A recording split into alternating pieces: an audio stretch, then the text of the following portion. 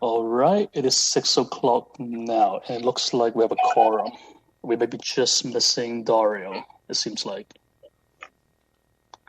So why don't we go ahead and call the meeting to order? Again, 6 p.m. Councilwoman Rosario, would you like to lead us with the Pledge of Allegiance? Sure. Thank you. Please stand. Put your hand over your heart. I pledge allegiance to the flag of the United States of America, to the republic for which it stands, one nation, under God, indivisible, with liberty and justice for all.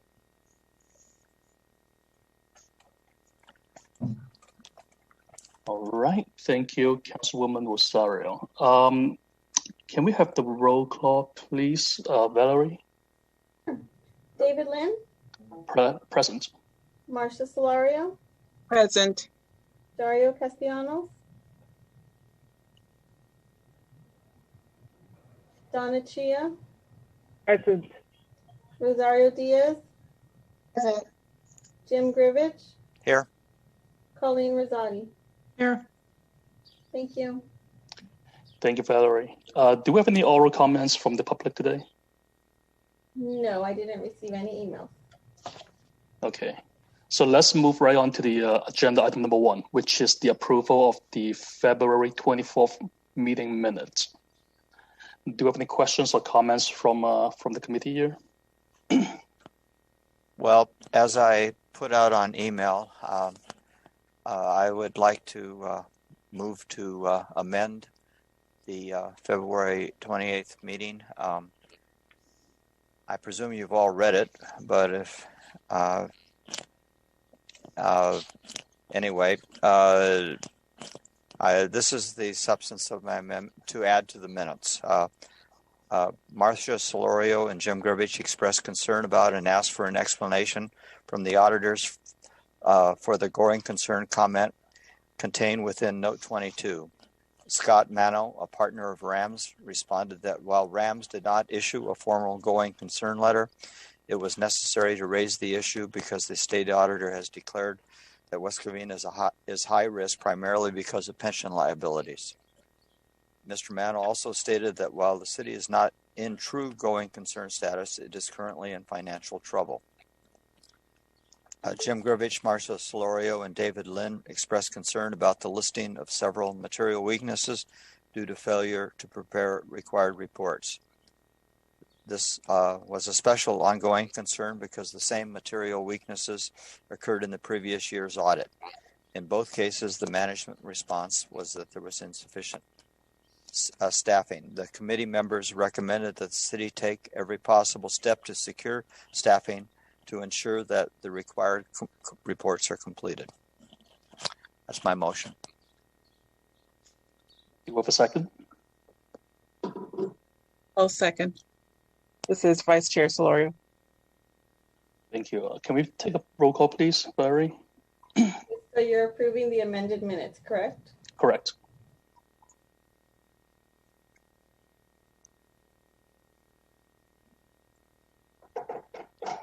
Valerie, would you mind to take a roll call for the approval of the minute for February 24th? Yes. David Lynn? Aye.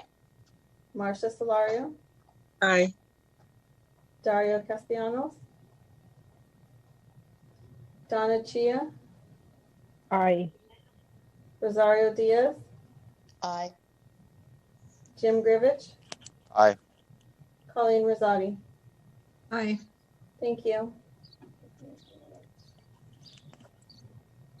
Thank you, Valerie. Let's move right on to the item number 2, which is the approval of the March 24th Finance and Audit Committee minute. Any questions or comments from anyone? I have a question and a comment. Colleen Rosati, City Treasurer. Jim, are you going to continue to add documentation or verbiage and send it to us when things are not noted? You talking about in the minutes? Mm-hmm. Yeah. Yes. Well, I guess Not necessarily. I guess that's the direct answer to your question. Depends on how significant the omission is. Okay. The one I just did, I thought it was significant, so that's why I put it in. Well, number 3 item where one of the issues that the auditors had, set aside land sale revenue to compensate for any shortfalls in revenue that the city experienced as a result of the effects of the pandemic on city's fiscal 2021 budget. While it shows that there's a motion by you and Lynn, etc., I feel that I made a very poignant point by them stating that land sale revenue to compensate for any shortfalls should be set aside. And I mentioned that possibly if there is a land sale coming up, that those funds be set aside in some other account than the general fund. And I would like that noted. I think it's important that we put monies aside for shortfalls that may come up, and especially if it's revenue from land sales directed with what the auditors had stated. I'm just a question. Are you making that in the form of a motion to amend the minutes? I'd like to make that motion to amend the minutes so that we adhere to what they're saying here, set aside land sale revenue. And the specific mechanism that you wanted it set aside was you wanted it to be placed in a separate fund besides the general fund. Is that correct? Correct. And of course, hi, can you guys hear me? Having it interest bearing. Hi, Dario. Yes. And okay, good. Thank you. maximizing our potential, keeping it safe, liquid at all times, and with the highest yield that it could possibly earn. And of course, we don't have a number yet because we haven't sold anything. But I would like it noted, I'm making a motion that we do set aside funds that come from land sale based on what the audit had said. Yes, please, Okay. Mr. Kamini. Mr. Chairman and committee, I've shared with the committee my thoughts about this, and I've shared them in writing. I'd like to repeat for emphasis that we are, from this moment forward, operating, as do all the other city commissions, committees, planning commission, and city council, operating with action minutes. So I want to spend a minute because it's an important point. We're not going to do this again and again and again. We're not. I'm going to read from the memo that I sent. I think you all got it, but I'm going to emphasize this. It's natural for representatives to appointed public bodies to savor and enjoy reading a record of what they said at meetings. And I cite the example of the email thread about the minutes we were amending as a good example of that. We are short-staffed. We have been falling behind on required tasks. We have too much work to do to keep revising and revising and revising minutes. So I think the solution to this going forward is for the maker of a motion to include in the motion the thoughts. And then in the motion, we'll capture it. But we are not privileged. We're not in a place where we are able to have verbatim minutes. We're doing action minutes. So only decisions made are recorded, but none of discussions that go into making them are recorded. We're only capturing the conclusion of the discussions. Okay, Dave, understood. About as far as we are able. I understand. It's dishonest for me to sit here in silence and tell you we can do this again and again, because we can't. I understand, Dave, and that's why I opened the conversation to Mr. Grivage. He said that he was going to do some more elaborate minute taking and send it to us. And my opening question was, are you planning on still doing that? That was the question. And if so, please include that in any updated minutes or additional minutes that you feel you need to add to this document. But he said he wasn't sure. So that's why I moved forward. I understand what you're saying, Dave. Please, Mr. Kamini. I don't know how I can be any clearer. We don't have the luxury of verbatim minutes. So if you have thoughts that you want to include in a motion, please do. But this other isn't workable. I think everybody understands the staffing constraints in this department and in other departments. And it would be dishonest for me to tell you that we can do this repeatedly. Not possible. Yeah, I do confirm that Mr. Kamani did bring up their suggestion at the last meeting. He did specifically mention that he would like to change the meeting minute format into a action-only meeting minute format. I did ask the committee twice last time. Nobody seems to have opposed to it. So I'm okay with, moving on with the suggested format going forward, unless anyone has other thoughts. I just want to clarify what my comment was. I agree with what Mr. Carmody said. My intention with respect to the one motion I made tonight about February was that was a one-time only situation. It wouldn't continue in the future. Colleen, when you asked me about whether I'd ever do such a thing in the future, my comment was if it was significant. In other words, if something was omitted from the minutes that should have been in the minutes, basically the group did something, what Carmody referred to as an action, and it was omitted, yes, I would do another motion to restore that action. But that was, in essence, what I was trying to communicate, and I don't know if I articulated it correctly or not, but I'm trying to articulate it now. Yes, please, Robin. I also, if you guys are going to vote on this motion that Treasurer Rosati made, it's important to note that prior city councils made it known, voted on it, reserved the right to, when that BKK land is sold, to pay off those golf course bonds that were taken out some years ago. And that's about $9 million. And so to just the auditors, I don't think can overrule what a previous city council did. So we'd have to go back to the city council and get their approval to not use that money to pay off those bonds. And then the rest of it could be put away. My concern is that we create some type of rainy day fund. I know, I understand.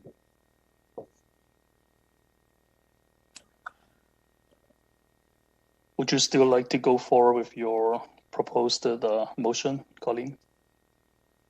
Well, it sounds like it's causing chaos and mayhem at City Hall. But I'm not trying to beat this to a dead horse. This is just a hot topic for me because of the position I have. And I'm concerned about the rainy day fund, which we have very little of. And I brought that forward, and if it was my fault to not have made that in a motion, I apologize. I understand we don't need to reiterate your action minutes. I got it. I get it. I'm just bringing this forward because sometimes things don't get documented. And when you go back to reference them, they're not there. So again, I want to make it a motion. If someone would like to second it, that is included, that we put some of this money aside in an interest bearing, keeping it safe and liquid, based on what the auditors had stated. I would appreciate that. If the committee doesn't feel that it's necessary, then so be it. I think it is. So I'll just leave it at that. I think I remember asking you a question at the last meeting. Do you have a rough number in terms of percentage? How much are we potentially losing out by not allocating those rainy days funds in a separate GR at a higher interest-bearing account? Mm-hmm. Do you have a chance to find that out for us? Depending upon, of course, what land sale they're talking about, which is kind of up in the air, right? If we're talking about BKK, which seemed to be what they were leaning towards, although it wasn't noted, I would think if it's possible to put 25%, if possible, in a rainy day fund. And if the bonds are 9 million, well, what was the sale amount? Was it supposed to be 13 million? I'm not even sure. Yes, around 13. Okay, so 13 million. And if that is the case, Robin, that they want to go ahead and pay off those bonds, which I understand. 20% would be, sorry, I didn't plan on doing this. 2 million out of the 13. 20% is 2.6 million.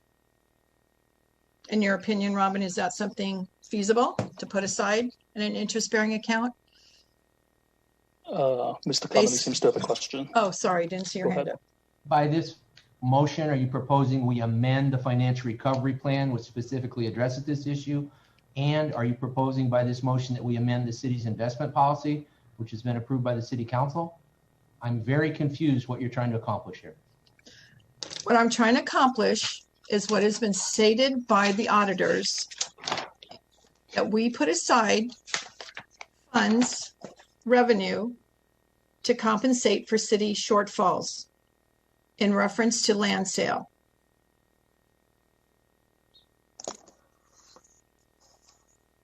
That's what I'm trying to accomplish. What I'm trying to accomplish is to set aside some monies for a rainy day.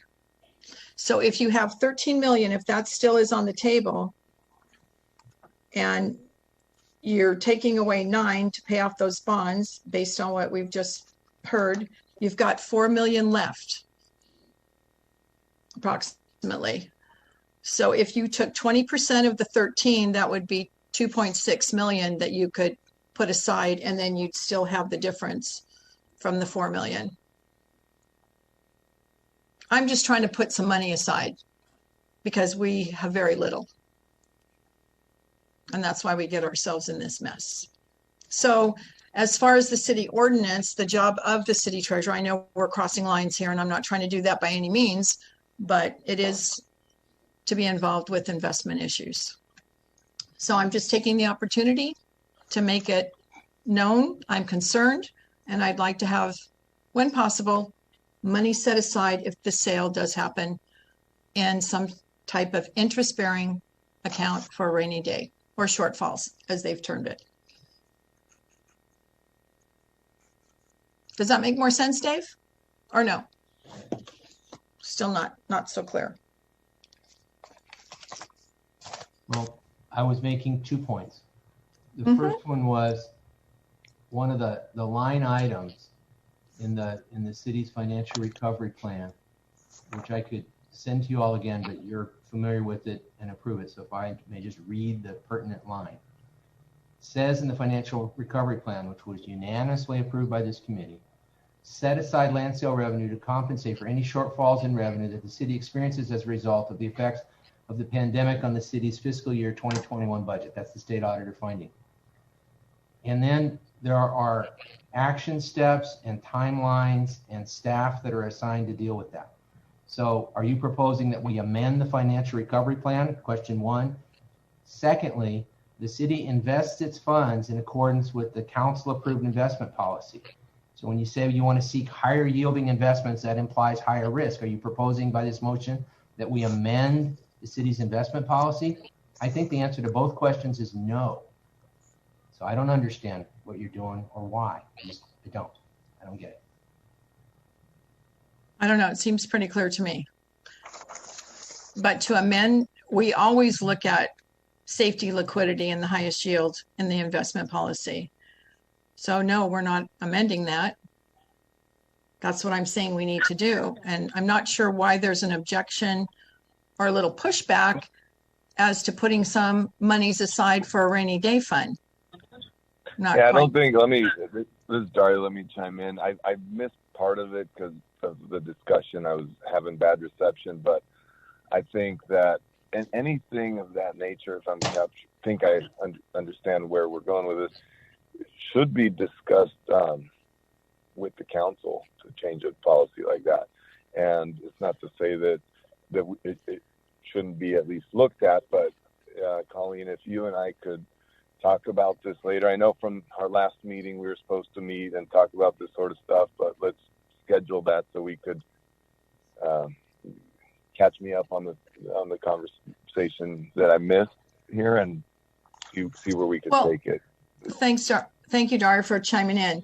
This all stemmed from me just having it noted in the minutes and it's escalated.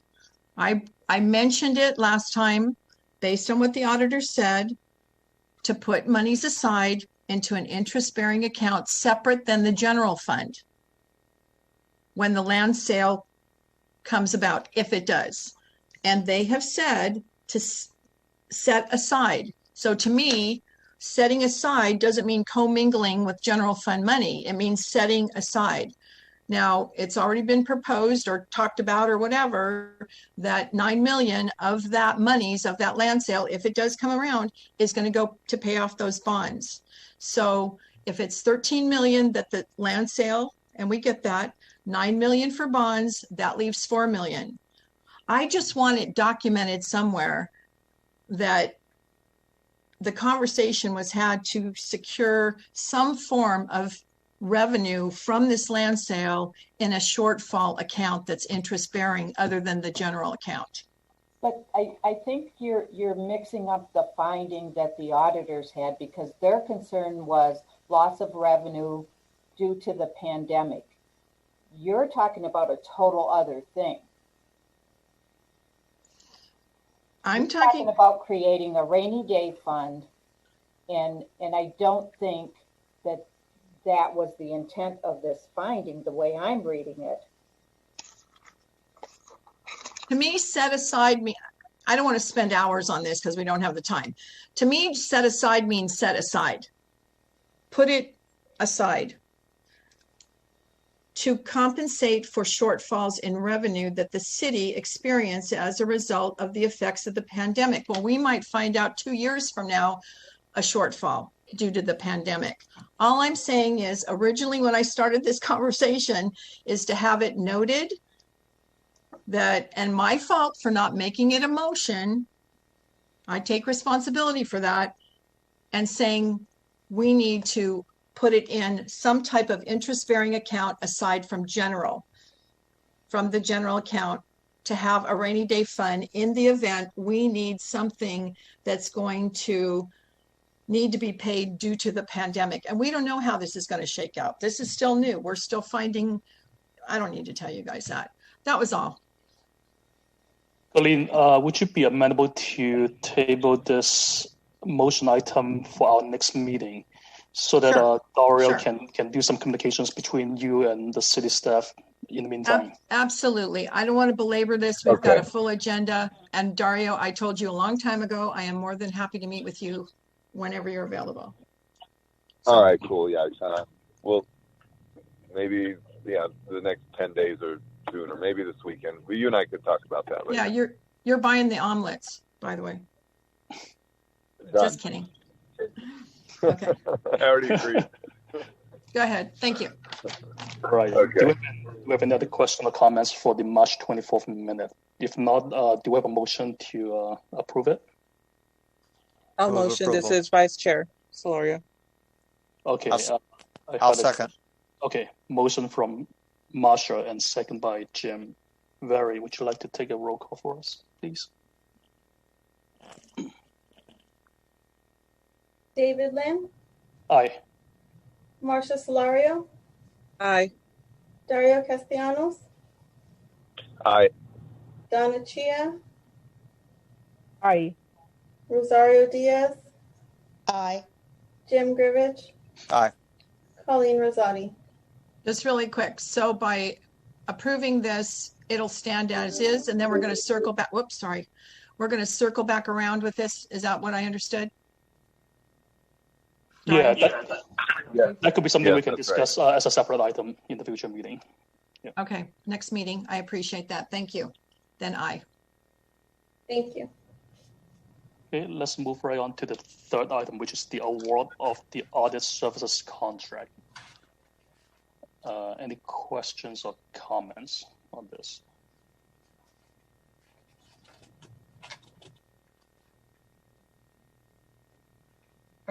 This is Vice Chair Solorio. Are we receiving any presentation on this?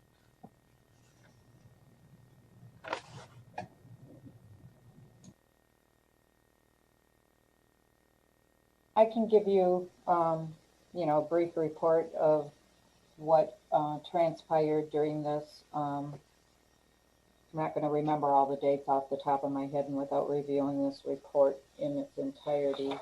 But we issued an RFP. We had 7 firms that responded to the RFPs. All of them except for 2 I have worked with before.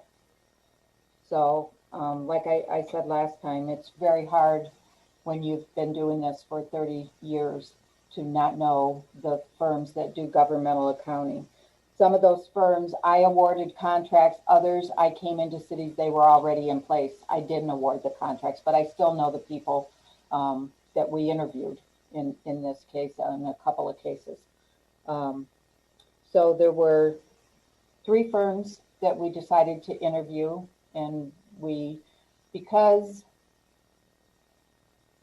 after reviewing the firms, we felt that all of the firms had equal experience, could perform the audit without any hiccups. They've done numerous governmental audits, special district audits. We decided to do the 3 lowest bidders. We had the city manager, our assistant finance director, and myself on the panel, as well as the chair and the vice chair of this committee. And we interviewed all 3 of those firms, and after discussion of the presentations that were given and with the concerns that we have with the budget, because we have it's moved to 2.7 million as of today deficit in the general fund. We unanimously agreed to award to the lowest bidder. And that pretty much sums up everything that happened. I'd be happy to answer any questions anybody might have. Thank you, Robin. Appreciate the synopsis. Any questions or comments from anyone? No questions from me. Do we get a motion to approve the recommendation? Oh, I'm sorry, Dave. Yeah. Apologize. So Robin said 7 firms, all except for 2 firms she had worked with. Is this one of the ones that she worked with? That's a question. Yes. That's a yes? Yes. Thank you. I'll make a motion to approve. Do we have a second? Vice Chair Solorio, I'll second. Can we have a roll call, please, Valerie? Was that a second? Yes. Yeah. Okay, let's take roll call. David Lynn, Aye. Marcia Solorio, Aye. Dario Castellanos, Aye. Donna Chia, Aye. Rosario Diaz, Aye. Jim Grivich, Aye. Colleen Rosati. No. Thank you. Thank you. So the next item would be the discussion of the fiscal year 21 to 22 budget. So just to give the bigger group a quick update, prior to the meeting, I've suggested to the committee that we should consider breaking up all the spreadsheet files, where each committee member will be reviewing 1 or 2 within a week. So that was our approach. And then subsequently, we got an email from the city manager that they do intend to present a balanced budget. So I guess my question for Mr. Cummins is that would you like to walk us through how you intend to balance the budget, or would you like us to talk about each of the individual department budget? I would like to suggest that the committee continue its intention. I know you divided up by committee member the different departmental budgets. Mm-hmm. And I've heard from 1 or 2 members some very thoughtful suggestions, and I'd like to hear from every committee member as to their piece and their suggestions for ways to do this. I did email a couple of you, and I think I copied all of you so you could be a part of those, email conversations. But the purpose of this meeting tonight is that we want to hear your thoughts about your suggestions about ways to get this general fund in balance. So please, I'd recommend that we hear your voices. Okay. Your recommendation. We can do that. I know you mentioned that your gut feeling is that the safety departments will probably be somewhere that we can potentially take a deeper look at. So why don't we start with either fire or police? Whoever like to go first. Well, I guess I'll go first since I already sent out an email on this particular subject. I don't know if all of you had a chance to see it because I just did it today. I was out of town between when this started and today. I've spent a fair amount of time studying the fire department. So when David assigned that to me, it was comfortable for me to do it. And I spent that time actually over the last several years. This is not for me a new issue. First, I want to make a little comment that the city clerk department, which was also assigned to me, was quite small, and I didn't see any reasonable way to reduce their budget, so I just left that. But in terms of the fire department, it's not a simple let's do this kind of response because there's three different arenas in my mind that can be addressed. My overall perspective on the subject is that since the fire department was originally established, in fact, since all fire departments were originally established, there's been a huge change in the mission of fire departments and a huge change in the workload of fire departments. Originally, fire departments were established to fight fires, simply. And as things have evolved over the years, it appears that the actual mission of the department is really more of a medical mission. 85% or 80% of the actual work is medical, and only a relatively small percentage is fire. Yet, our department, along with a lot of others, is still staffed like the primary mission is fire. So what I'm recommending is not a dramatic shift all at once, but an evolution over time where the resources are shifted from firefighting to medical care. In essence, what that means is reduction of fire engines and the associated staff and an increase in medical providers, essentially paramedics and emergency medical technicians. My short-term method for trying to respond to this as the beginning of an evolution is to have a hiring freeze in the firefighter type and captain and engineer positions until we have a vacancy in one captain, one engineer, and one firefighter. When we have a vacancy in each of those positions, we will eliminate one shift at one fire station. There's 3 shifts at each fire station, so we're talking about a 1/3. I am not recommending layoffs. I do not think that is, personally, I've been through layoffs. I do not think that is a good approach when you absolutely don't have to do it. I mean, there are situations, of course, when you have to, but I don't think the city's in that position today.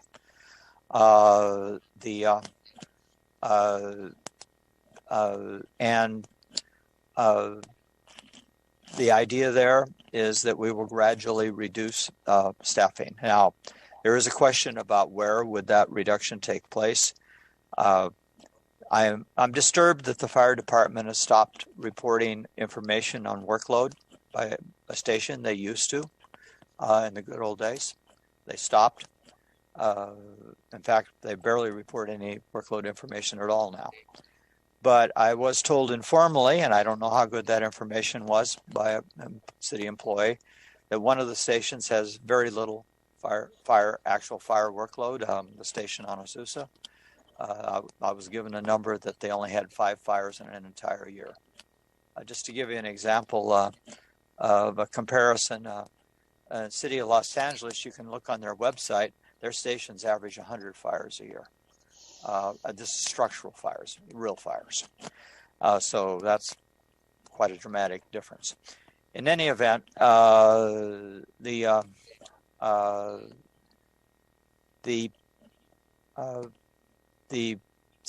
the idea is that station would be the one that would be reduced because, in effect, there is no work that requires it. There's also another factor in the equation that there are 2 other fire stations within a 6-minute driving distance of the station that I'm suggesting we reduce.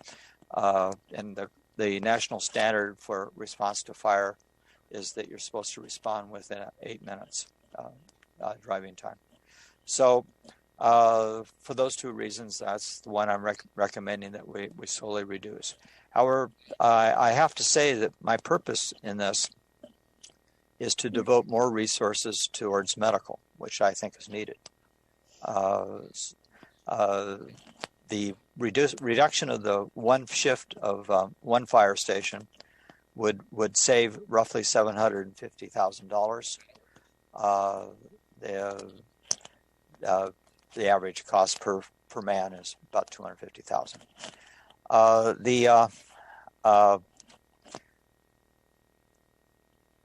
The other part of this that I would recommend, and this is something I've talked about quite a bit actually in the city council chambers, but I've always felt that the city's policy of automatically filling every absence with overtime, it was a situation that was overdone, that I don't think it's warranted, that a judicious management of overtime could reduce costs considerably. And what I'm recommending precisely is that at each station, each shift, the captain, the engineer, and firefighter that are assigned to a particular shift would all take 1 week of vacation at the same time each year, just 1 week, not the rest of their vacation, just that 1 week.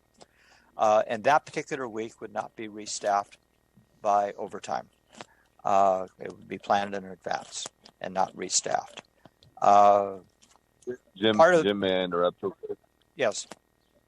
I think a lot of what you've said is pretty good ideas, but I want to ask David on this. And David, I don't know if we could speak about this, but that last part that Jim just said, would that break our MOU with the firefighters?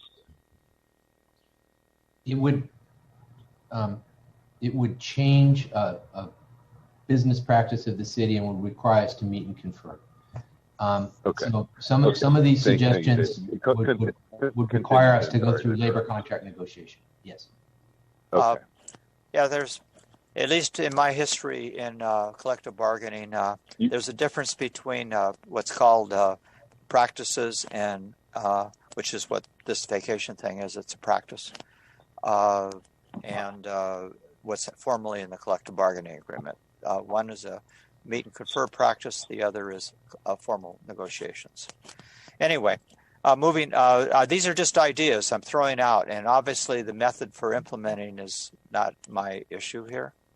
I'm cool. That's cool. No, but they're good ideas. Sorry to interrupt, but please continue. We'll take it from here. Okay. Anyway, that is essentially it in terms of the savings. The overtime savings that would be involved with this 1 week of vacation. By the way, there's another thing about vacation that has always struck me as bizarre with firemen. I encountered this when I actually worked for the city of El Monte many years ago. Firemen don't actually have vacation. It's in their contract that they have vacation, but they don't take it because they work overtime to replace the vacation. So in effect, they don't have any vacation. And I say that's bizarre when you say I have vacation, but I work overtime to cover somebody else's vacation. In effect, I don't have vacation. But that's just that's a editorial comment that has nothing to do with this speech. Anyway, the last part, and I sincerely believe this too. This has to do with medical provider, because part of what I think needs to happen is not just a reduction in something that I believe is overstaffed, which is firefighting, but something that I believe is understaffed, which is medical care. What I'm proposing is we reduce one of our ambulances that is now staffed with paramedics and replace it with 2 ambulances that are staffed with emergency medical technicians, therefore increasing our medical coverage by, in effect, 33% for 4 ambulances instead of 3. Now, I realize, and David pointed it out to me, that the collective bargaining agreement demands that there be 3 paramedic ambulances, and obviously what I just said would need to be negotiated. I'm very aware of that. I'm only talking about what I would suggest in terms of the direction where the city wants to devote its resources. Obviously, the means to the end involves more than what I'm suggesting. I do sincerely believe the city needs more medical services, and by having the staffing set up that we currently have, we're constraining the services and not offering what we should. This last recommendation I'm making, I believe, would be somewhat cost neutral. However, since I don't have the actual workload of the fire department information, which is kind of necessary to do this financial analysis correctly, I would need to know exactly how many medical calls there are, how long they take, what's involved with the advanced medical care versus the basic medical care, all those issues.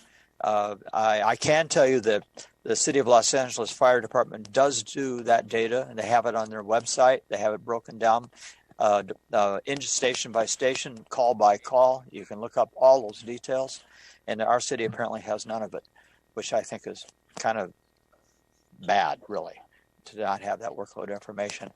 And to actually do what I just suggested about the ambulances, I think it needs a detailed analysis of workload, because I really don't know if it's cost neutral until that detailed analysis is done. But it might. I think it might be. My educated guess that it would be cost neutral, but that's all it is. It's a guess at this point. Anyway, that's pretty much it in terms of my recommendation for the fire department. Thank you. Thank you, Jim. I appreciate your suggestions. They are all very good suggestions. So a question for Mr. Comedy. Would you like Jim to officially present these suggestions as a motion, or would Valerie be okay to document these suggestions in the meeting minute? I would think, following our action minute format, that Mr. Grivich would make a motion, he'd get a second, and then the committee as a whole would decide whether this would become a recommendation of the committee to the city council.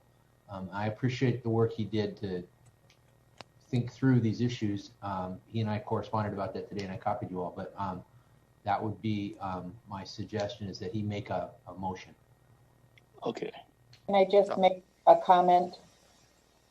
Yes, please. It needs to be noted that these things will not get done for this budget year. These are long-term solutions, and I think they are good ideas, but it's not going to help us this year, because their contract's not even up till a year from June 30th. So they don't have any obligation to come back to the table. Mm-hmm. Right. Robin, I agree with you about the ambulance for sure. I don't believe, with respect to the vacation suggestion that I made, you have to wait for formal collective bargaining. I think a meet and confer could take place on any change in practices at any time. I agree with you that it probably would be difficult to accomplish that before the budget's adopted, but I don't think it's outside the realm of possibility. The way that the MOUs are written is it will be filled with over 10 people can have any day, 10 people can be off, and it's in the MOU, 10 people.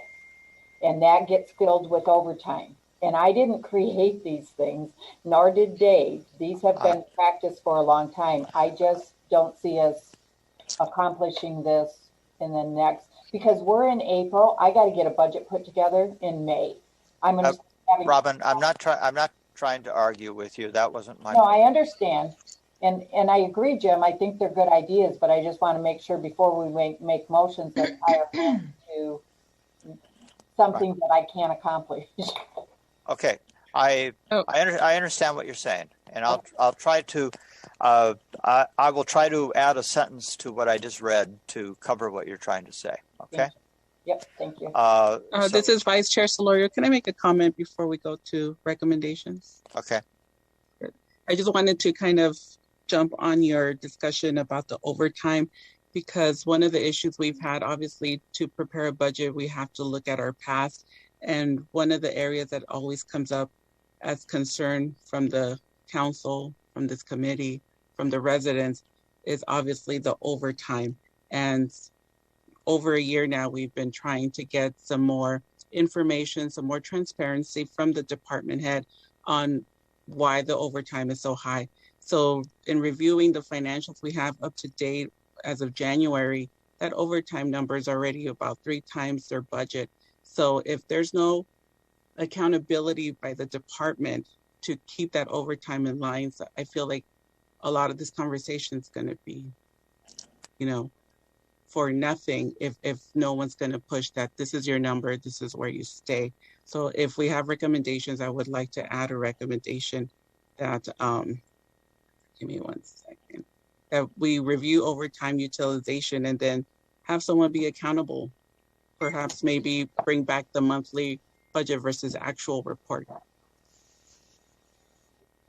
The only thing I want to comment on is overtime has never been that number that was in the budget last year. The reason that that number was put in the budget was because of the considerations that we were going forward with at that time to go to county. So the thought was that it should be much less than it has been in other years. If you look back through the history, just for the 10 people off a day and for vacations, it equates to 1.6 million, which is what I put back into the budget this year. So, and then that doesn't account for injured on duty and those kinds of things. But to try to hold them to 600,000, I think that's an impossible task for the I agree with that. Yes. Well, I agree with what Marcia just said too. That unfortunately, the number that's currently in your budget, I think you just said it was 1.7 million. If history is any clue, that will be grossly inadequate also. And so that's why I agree with what Marcia just said, that no matter what you budget, they seem to always go at least $1 million over. So I guess there's more to my motion than what I read to you all earlier. Now, maybe Marcia, you want to make a separate motion. That might be appropriate. So because it's getting bigger. So I don't know. But at least in terms of my motion, I move what I just read, which I sent on email. So Valerie, you don't have to worry about the exact words I used when I was talking. You can read my email. But I would like to add a sentence based on what Robin said, which is that the city will work in the direction of implementing this recommendation as swiftly as is reasonable. How about that for a wording?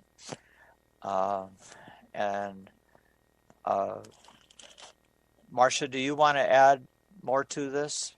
You started to talk about what I consider kind of an amendment, but I'll take it as a friendly amendment if you want to put the words in it. Let's see. I would just put review overtime utilization, possibly, to keep it short and sweet. Okay. Okay, that's fine. So that's a kind of a friendly amendment to mine. Thank you. That's my motion.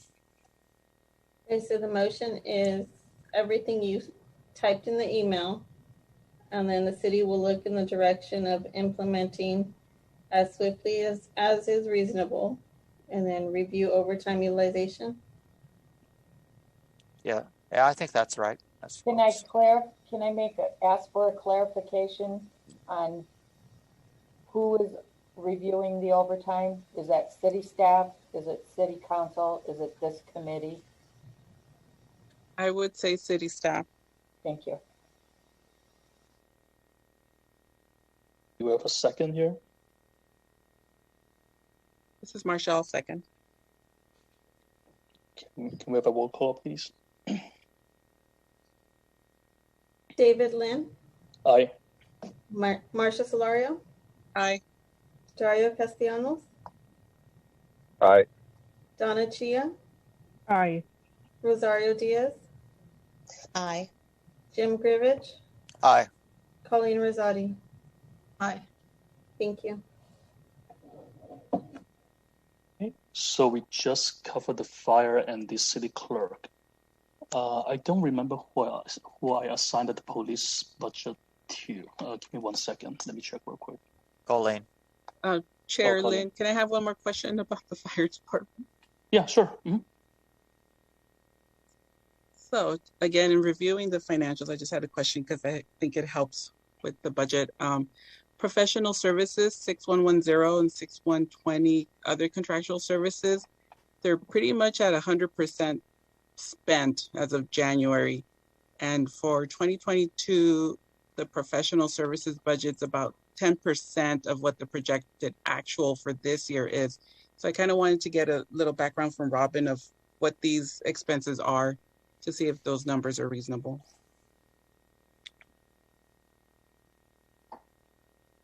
So are you looking at, which reports are you looking at? The ones that I send out to you from our finance software? Because I'll pull them up. Yes, Look at the back from December and January. So I'll go to January, or it'll give me everything. Yeah. It'll take me a minute to pull it up. It's 32-3210, which is fire, and then account 6110.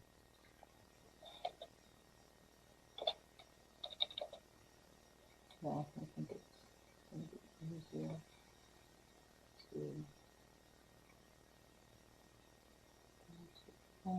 I'm just going to go to their budget because it tells me what's in those cells. And part of the thing is the way that our system works, Marcia, and for the rest of the committee also, is once a PO is issued, it encumbers those funds. So say you had $100,000 in a particular line item and you did a PO for 100, it's going to show, say you did that in July, but the money gets spent throughout the year. It's going to show in July that it's spent 100%. That might be part of the answer to your question. Okay. And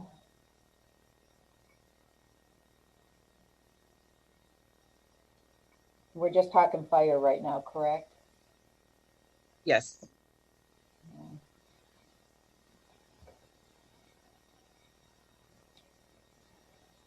It's taking a while. Okay.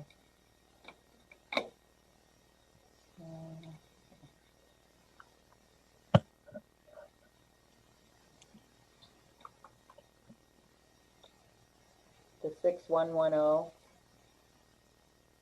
Yes. So this year in that fund, it was quite a bit more, I believe, because we did a budget amendment for their turnouts. Professional services, yeah. I believe. Let me look. No, not in that account. Professional services, we're showing it at, I'll have to look at that. That's fine. Yeah. You can email me. Yeah. 6110. Thank you. There was probably something that was purchased this year that was required. Because I see, like in our projected actual column, it's showing 611,850. That may be a typo. Okay, thank you.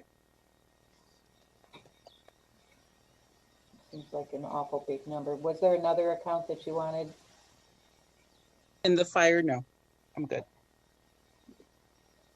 Okay, thank you, Marsha. Shall we move on to the police budget, which I believe was reviewed by Colleen.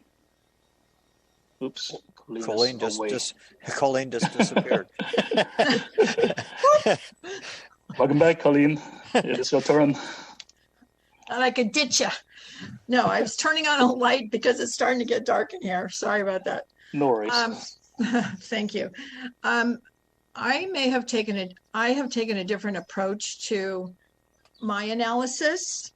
And as a committee, I thought we were looking to ways to cut costs from the current budget in order to balance the June 21 fiscal year. So the estimated shortfalls I found, and we were told that it could be a shortfall of 2.8 million.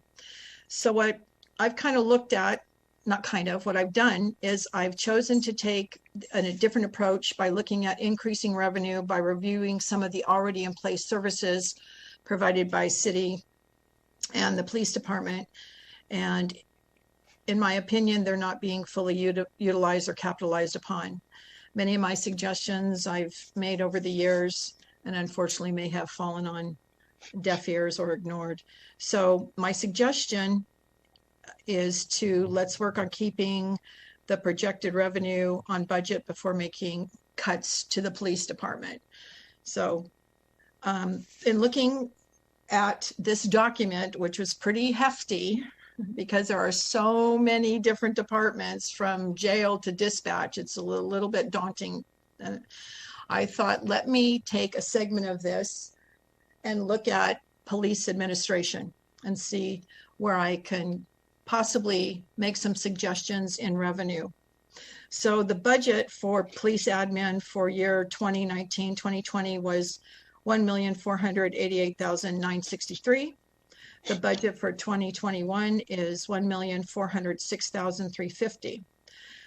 Projected actual, based on the document that I got emailed to me in a PDF file, for 2021 is $741,600, indicating a shortfall of $664,750. So I took the approach to go line by line on the document that says police administration.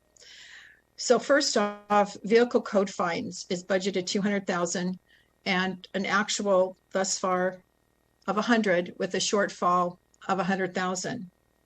So I looked into what vehicle code fines are. They're moving violation, traffic tickets, and in thinking about this, the decline may be due to, and I don't want to blame everything on the pandemic by any means, and I'm not going to through this presentation or my little analysis. I think when budgeted, it was before coronavirus, of course, and there has been a decline in tickets because people have decreased in their driving. Also, I don't know if you're aware of this, but the courts take a large portion of these fines, which sometimes lessen the revenue to the city. If there's an increase in patrol officers, as an example, that can write more tickets, possible more revenue can be generated. These are suggestions on how to generate additional funds. I hope no one's watching this. I tell them to write more tickets. Anywho, parking code fine, budgeted 250,000, actual is 200, a shortfall of 50,000. In the 2019-20 budget, it was actual budgeted 300,000 and the actual was 356,000, which meant that there was 56,000 more budgeted in revenue. So this may be an area that we could focus on given past budget performance. I know that cadets often wrote parking tickets, parking fines, etc. However, we're down cadets, so parking tickets, again, citations have to decrease. So if we get some cadets, a suggestion, maybe start writing more violations in reference to parking. Did I just lose you guys? No. Still hear you. Okay. Still hear you. You can still hear me. Okay, I'll keep moving. So next also is street sweeping. This has been a conversation that's gone on for years about ticketing or posting street sweeping days, no parking. That could also generate some revenue. Overnight parking has also been a topic of conversation, and that could easily generate maybe as much as $600,000 in revenue. Including street sweeping, ticketing, and parking. Overnight parking possibly could generate, and this is speculative, maybe close to $1 million in revenue. Admin, citation, code enforcement is budgeted $3,000. We see no actual income coming in for that. I'm not sure why. $3,000 short, really not a big deal. Foreclosure penalties. If I can, Colleen, the reason for that is because it got moved to a different place. Since we have our own code enforcement department now, it got moved out of PD into a different department. Oh, okay. That's why Right. going forward, it's zero. Okay, well, thanks for telling me. Moved. Okay, I'll make a note of that. Uh-oh, sorry about that, guys. Foreclosure penalties, budgeted $5,000, actual zero. So there's a shortfall there of $5,000. Noted is banks that own foreclosure properties and foreclose on them, on the property, and not keeping them up, they are then penalized or fined. Luckily for West Covina, we seem to have a minimal of foreclosures from what I've researched, which is a good thing. So the fines and the penalties for foreclosures are minimal this year. Actually, there's nothing posted. This has been a hot topic. The next one is crossing guards. Budgeted $64,000, actual zero with a shortfall of $64,000. Proposed budget 21-22, $64,000 in income, I'm assuming from West Covina Unified School District. And of course, due to the foreclosure in the high schools, West Covina, Edgewood, and South Hills during this pandemic, these officers were not needed. And I'm assuming there was a conversation with the school district and they said, we're not going to give you the monies because our officers are not on their properties or the school sites. Since there's 3 schools, I looked at 64,000 divided by 3 equals only 21,000. But what I was recently told is that 2 things, that maybe Covina Valley Unified is not paying their share of the crossing guard component, and that needs to have a conversation with them sooner than later. There also was brought to my attention 2014 that West Covina Unified was not paying anything, so we talked to them and now they are paying something. And maybe that needs to be revisited because salaries have gone up and maybe they should continue to pay a little more. Just a suggestion. Expenses on this line item 6120 labeled other contractual services is the bulk of the crossing guards pay, which is $308,000. $250,000 of this amount is crossing guard. Concern on this line item is that it hasn't increased since 2019. And with wages and the minimum wage going up, maybe those salaries have increased. So we may want to adjust that line item. And again, going back to the school districts and saying, you know, you're going to have to put in a larger share than what you have been. State mandated revenue budgeted $5,000, actual $2,500, a shortfall of $2,500. State laws that affect our officers, if they do a service, my understanding is that is not within their normal activity, but it's state mandated, we should be getting some monies paid by the state. And while we're not too far off, maybe we should look into make sure that we are being paid for all the services that we have rendered based on the state mandating. Reimbursable training budget was 30,000, actual 25,000, shortfall of 5. Temporarily put on hold due to the coronavirus, limited travel. So in my opinion, given the fact that training was had come to a screeching halt, 25,000 out of the 30,000 based on the report, I don't think is too bad. So that was good. So here is the RSO reimbursement budget. RSO stands for School Resource Officer. And within the city of West Covina, we have 3 high schools, West Covina, South Hills, and Edgewood. South Hills is at Covina Valley and the other 2 are West Covina. Again, this is a similar situation with the crossing guard. And as of March 13th, 2020 until now, these services really haven't been needed. So I assume, given that fact, it's reflecting the 0 actual amount that was shown. Both districts, I'm sure, had a conversation with the city, again, saying we're not going to pay this money because it's a service currently unneeded. And at some point, Dave, you can correct me if I'm wrong. I'm assuming you had those conversations. So the good news is high schools are coming back. West Covina is going to be having, and I believe Edgewood as well, their seniors on campus on Wednesdays for some activities so that these kiddos get to participate in some senior life, if you will. They've earned the rite of passage. So that's good news. And South Hills is opening, and I believe they may be asking for their SRO to become present on campus. So there's a possible generation of about 20,000, I'm just speculating, in revenue that might be obtained between now and the end of the school year, which would be June, and possibly maybe even summer school.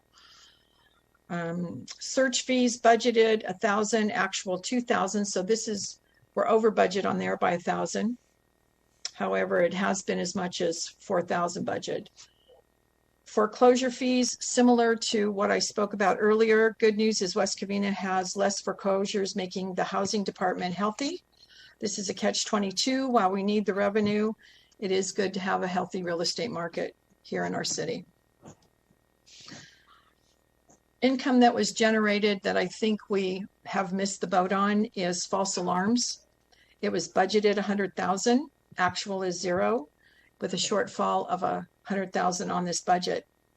This program, in my opinion, needs to be brought back with a different admin.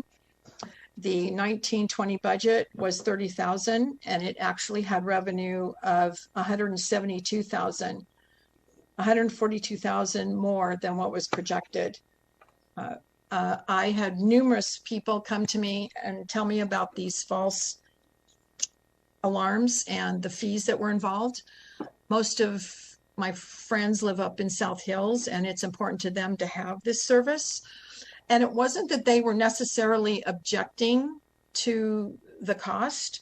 Their problem was with the administrators that were handling this for us. They found them unresponsive, uncooperative, pretty unprofessional. So a suggestion would be to look at this program again, the false alarm, send out RFPs and get a different admin.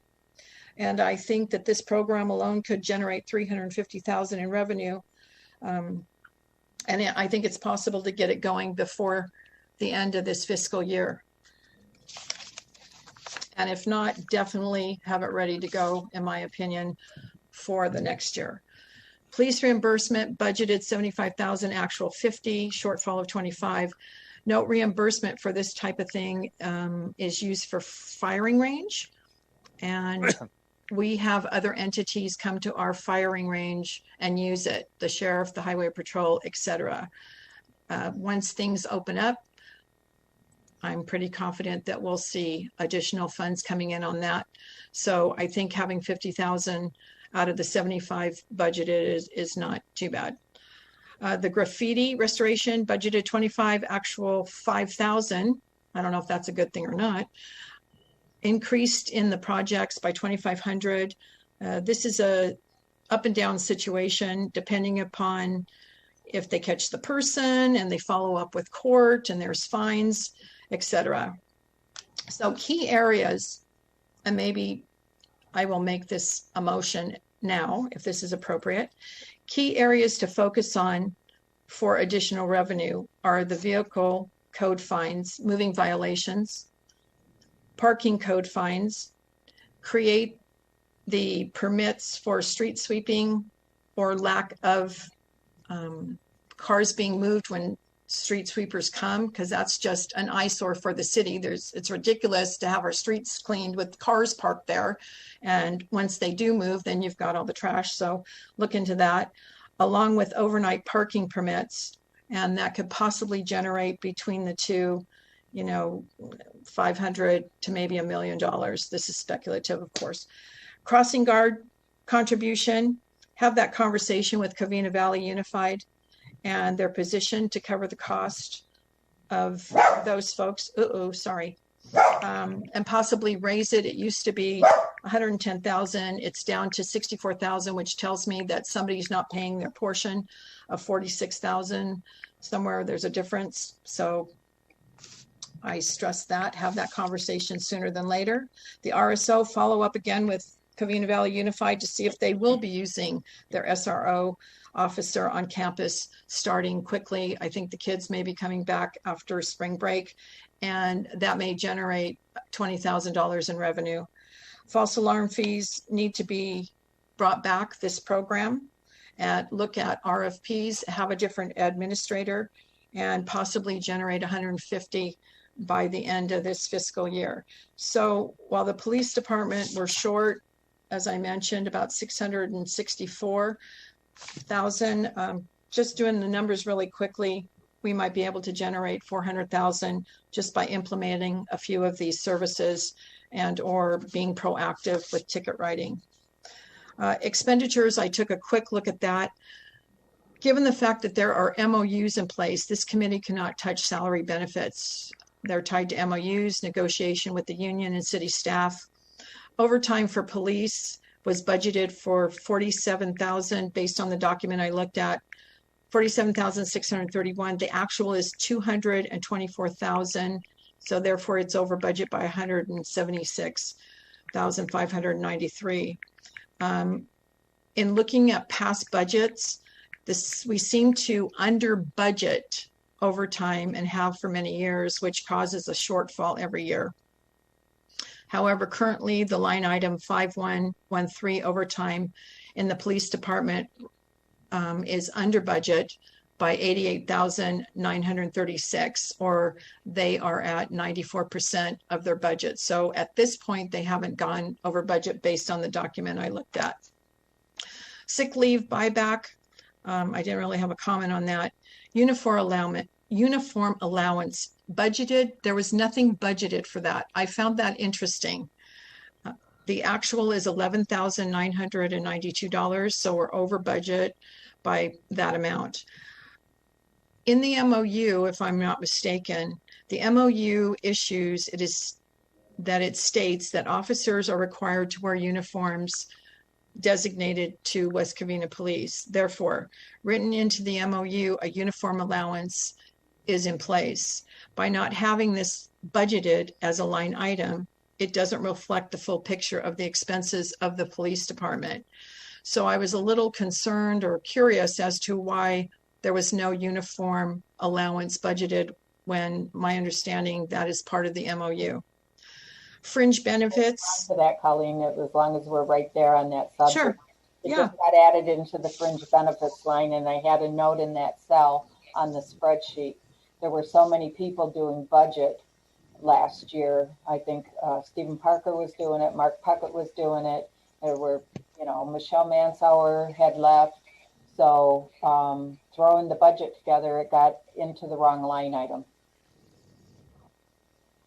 But it is budgeted.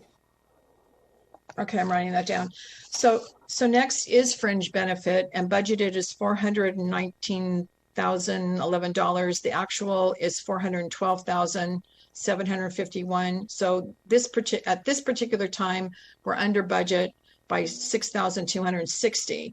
And fringe benefits, from what I researched, are the medical, the dental, the life insurance, the vision, any MOU related matters. And now you're saying that the uniforms is under that, and any special patrol related items. The PERS, the unfunded liability payment, I noticed that we came up with $88,000 as a proposed budget for next year, and I wasn't sure how we came up with that figure. That I had a question on. It's based on the actuarial reports from CalPERS, and we got revised estimates because all I have to pay them July 31st this year is $1 million. However, I'm going to be paying out $10 million for pension bonds. So it just moved from one bucket to the other. Understood. And that is, I'm assuming, that remaining balance that's there, because correct me if I'm wrong, that pension obligation debt that we had was about $244 million, and we pulled out $204 million, leaving $40 million. Is that what this is for, Robin, the 88? I don't recall that 244,000 or million number. No, I thought it was 192. That's what we actually paid off. Right. The 180. Right. But we didn't pay 100% of those pension obligations. Right. We have to pull those actuarial reports out for both miscellaneous and safety to give you the exact dollars that are left. Right. Sorry. I think you're right on, Robin. The original amount was, if I'm not mistaken, $244 million. We pulled $204 million to pull out, and then invested that 192 or whatever. So there's about 16 million plus that actually shows up on the investment report. That what shows up on the investment report. There I am. What shows up on the investment report is the reserve fund on those bonds that were issued. We issued $204 million in bonds.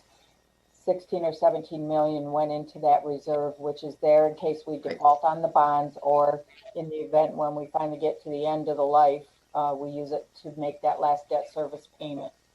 Right. And so I'm thinking that maybe not I mean, in effect, I guess you could say it was invested, but that money never came to the city. It went directly to CalPERS. Right. So true. And then uniforms budgeted 37,000, actual is 37,000. These are uniforms needed for officers to do their job. Another comment or concern that I had was meeting and conferences, budgeted 0, actual 40,000 with a shortfall of 40,000. This line item, my understanding, is for training conferences, and this line item can not be overlooked and not budgeted. It has to be budgeted. Previous to the 2019-20, the city budgeted 75,000 with an actual of 96,800. Every year this has been budgeted for decades. So I was a little concerned or confused as to why it hadn't been budgeted for the 2021. So you're looking back at last year's budget, and in last year's budget we cut meetings and conferences across the board. Now, if they want to eat it up and use that and reduce some other line items, that's fine. But this year, that money's put back in, and that's what we're focused on right now is 21, 22. That's where we have the gap.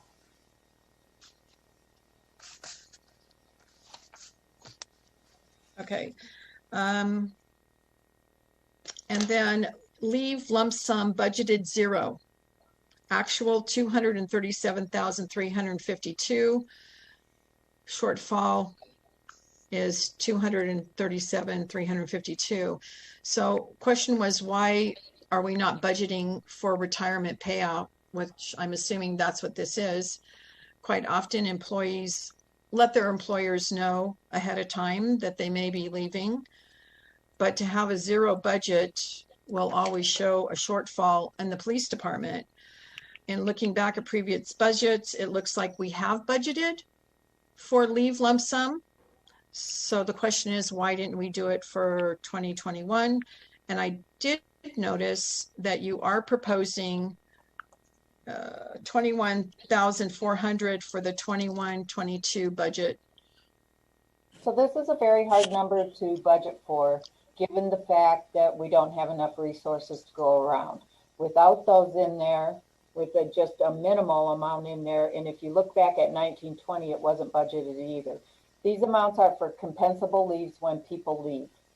So I could take all the leave balances and put them in there and assume that everyone's going to leave, or a certain percentage is going to leave, and you're going to tie up money. And by doing so, the department, because they're held to the bottom line, they're going to spend that money. So we don't budget for it. But then it shows that they have shortfalls. It doesn't matter by the line item. They're held to the bottom line of their department. Well, my concern was not budgeting and then having the shortfalls, which shows that they're not in line with keeping in budget when stuff isn't even in budget, when it's not even being budgeted. So in my opinion, I guess I'll make a motion. I will make a motion. Some of these line items were not properly budgeted. Previous history, we need to take a look at that to make sure that they properly are, and maybe that will assist in the bottom line and the shortfalls. And then what services does this committee want to cut? Because that's further gonna increase the deficit that we have. So what services should we cut to make a balanced budget this year? That's my question to the committee. You can budget this stuff all day long. And if you want to do that, if that's where we want to spend our money, that's fine. But then you have to cut somewhere else, because we only have a pie that's 100%. We can't spend 150. So by not budgeting it? So because they're held to the bottom line, and they will, if there's no budget there, they take it out of some other pot. This is Vice Chair Solorio. Quick question. For the meeting and conference, I noticed in the cell it said 40,000, but it had a note that said might be 0. So are we going to keep it at 40,000 budget? So that was just a note that I had in there from last year. Okay, thank you. It didn't get taken out.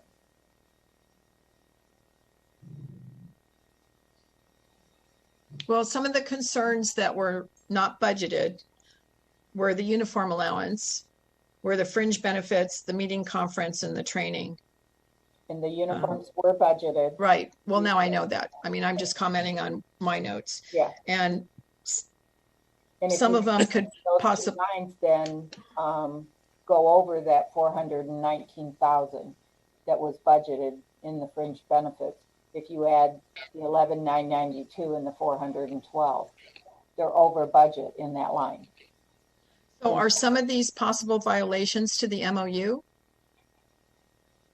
I don't know. What are you referring to? I don't think so. No, they're not in violation of the MOU.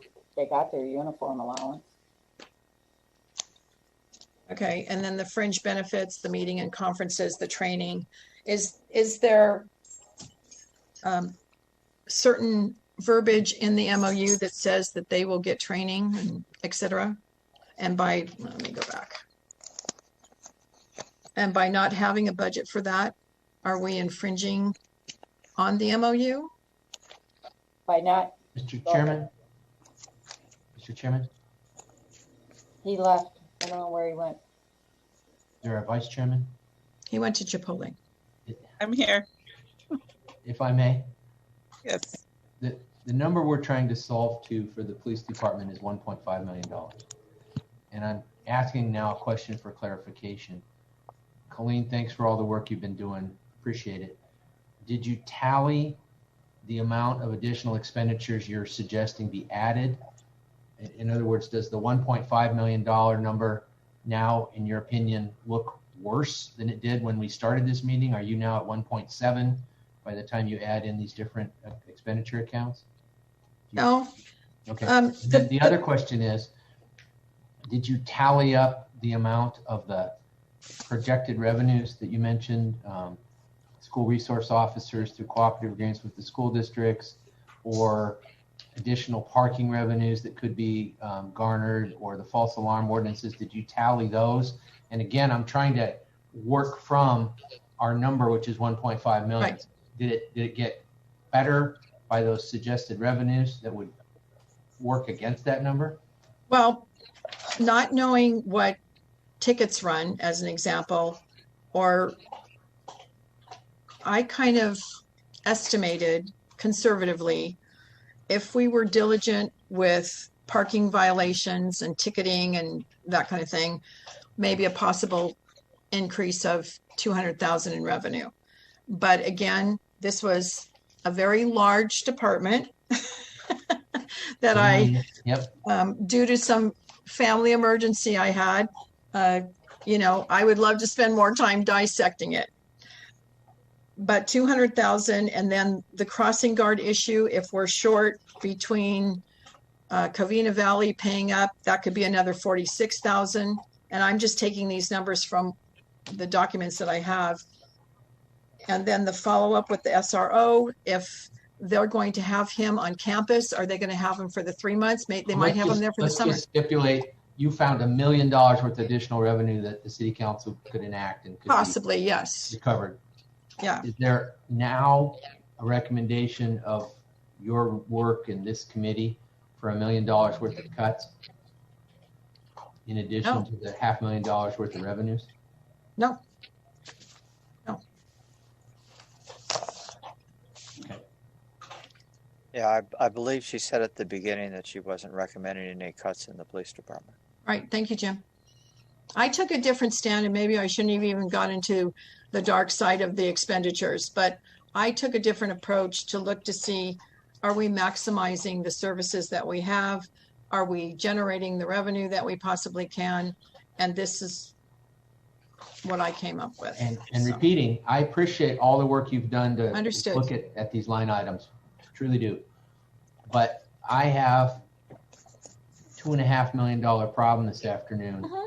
And I'm trying to hear the committee's recommendations for ways to solve to that number. So I'm trying to solve the problem by looking at revenue versus cuts to the police department. And again, if I had more time, I'd scrutinize all these little departments. But right now, I just took the police admin. I understand. Thank you.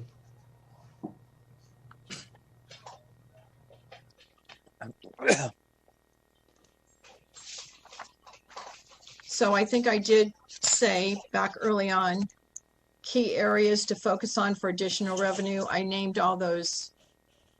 I don't know if she wrote it down. You guys got it. If not, I have it written down. I've got it. Okay, thank you. We got them. Thank you. All right. So I guess the next question I would have, again, I was working through the vice chair, but I see our chairman has returned. Of this $1 million we didn't find in the police department, would the committee be suggesting I take it out of reserves or out of operating? Well, it wasn't our task to individually deal with the police department. I didn't look at the police department. And Colleen is saying she's not recommending any reductions. Okay. And given the magnitude of the amount of money that's involved, it would seem that there would need to be some reductions in the police department. But I'm not prepared to offer any at this moment. I'm just saying, given the logic of the situation. Thanks, Jim. I think some of the problems lie in the fact that things weren't budgeted, and now you have an actual amount. So my concern is, why weren't things budgeted properly? Because now we have shortfalls because there was no budget given. I think that's an unfair statement. I think the resources were allocated the best way possible. We had several open meetings with the public. Nobody ever brought this up. We did the best we could with what we had, knowing that there were going to be some shortfalls. The same thing happened in the fire. The same thing happens in public services. This city has a champagne taste on a beer budget. We cannot afford all the services that have been previously provided. So now the can has been kicked down the road over and over and over, and now there's nowhere left to go. We've hit the wall. I think that sums it up. I mean, this illustrates the difficulty when it comes to cuts. I mean, you could make a forecast, you can make a budget. That's easy, but having the money to do so is the hard part. And if you don't have the money to do so, what happens? It's got to be cut from somewhere. And I think Robin gave a good explanation earlier about like why she put the forecast in different accounts. But this is I think we could all agree, this is the difficulty of deciding what we do with our money. I mean, it's kind of easy at the podium at a council meeting to say we're not doing enough, but here's an opportunity to say, let's all look at it. It's not easy. These are our employees' lives we're dealing with, and I think we all understand we're doing this balancing act of trying to figure out, kind of like Colleen said, scrutinize everything, right? Like look at every department and how we do it. I think every one of our employees right now will say that they're doing their best and trying their best, and we're in a tough spot. I mean, I know some of our commentators at council meetings will say the pandemic didn't affect us, but it clearly did. It affected everybody, and here we are. I mean, I think that this illustrates the difficulty of the task at hand.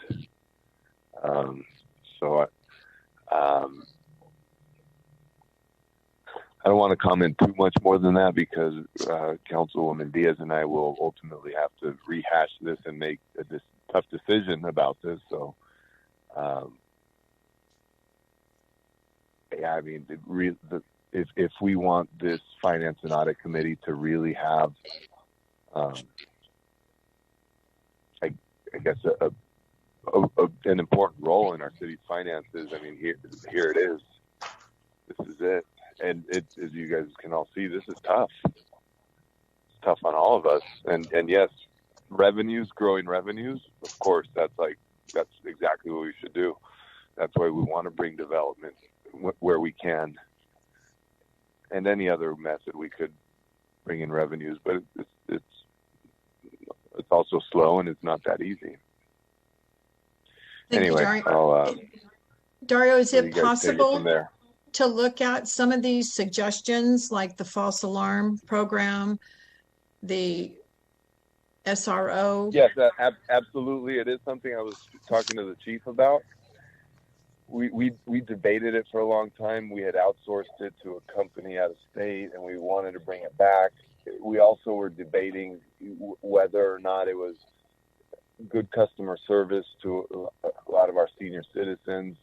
So, but it is certainly something we could bring back up for discussion.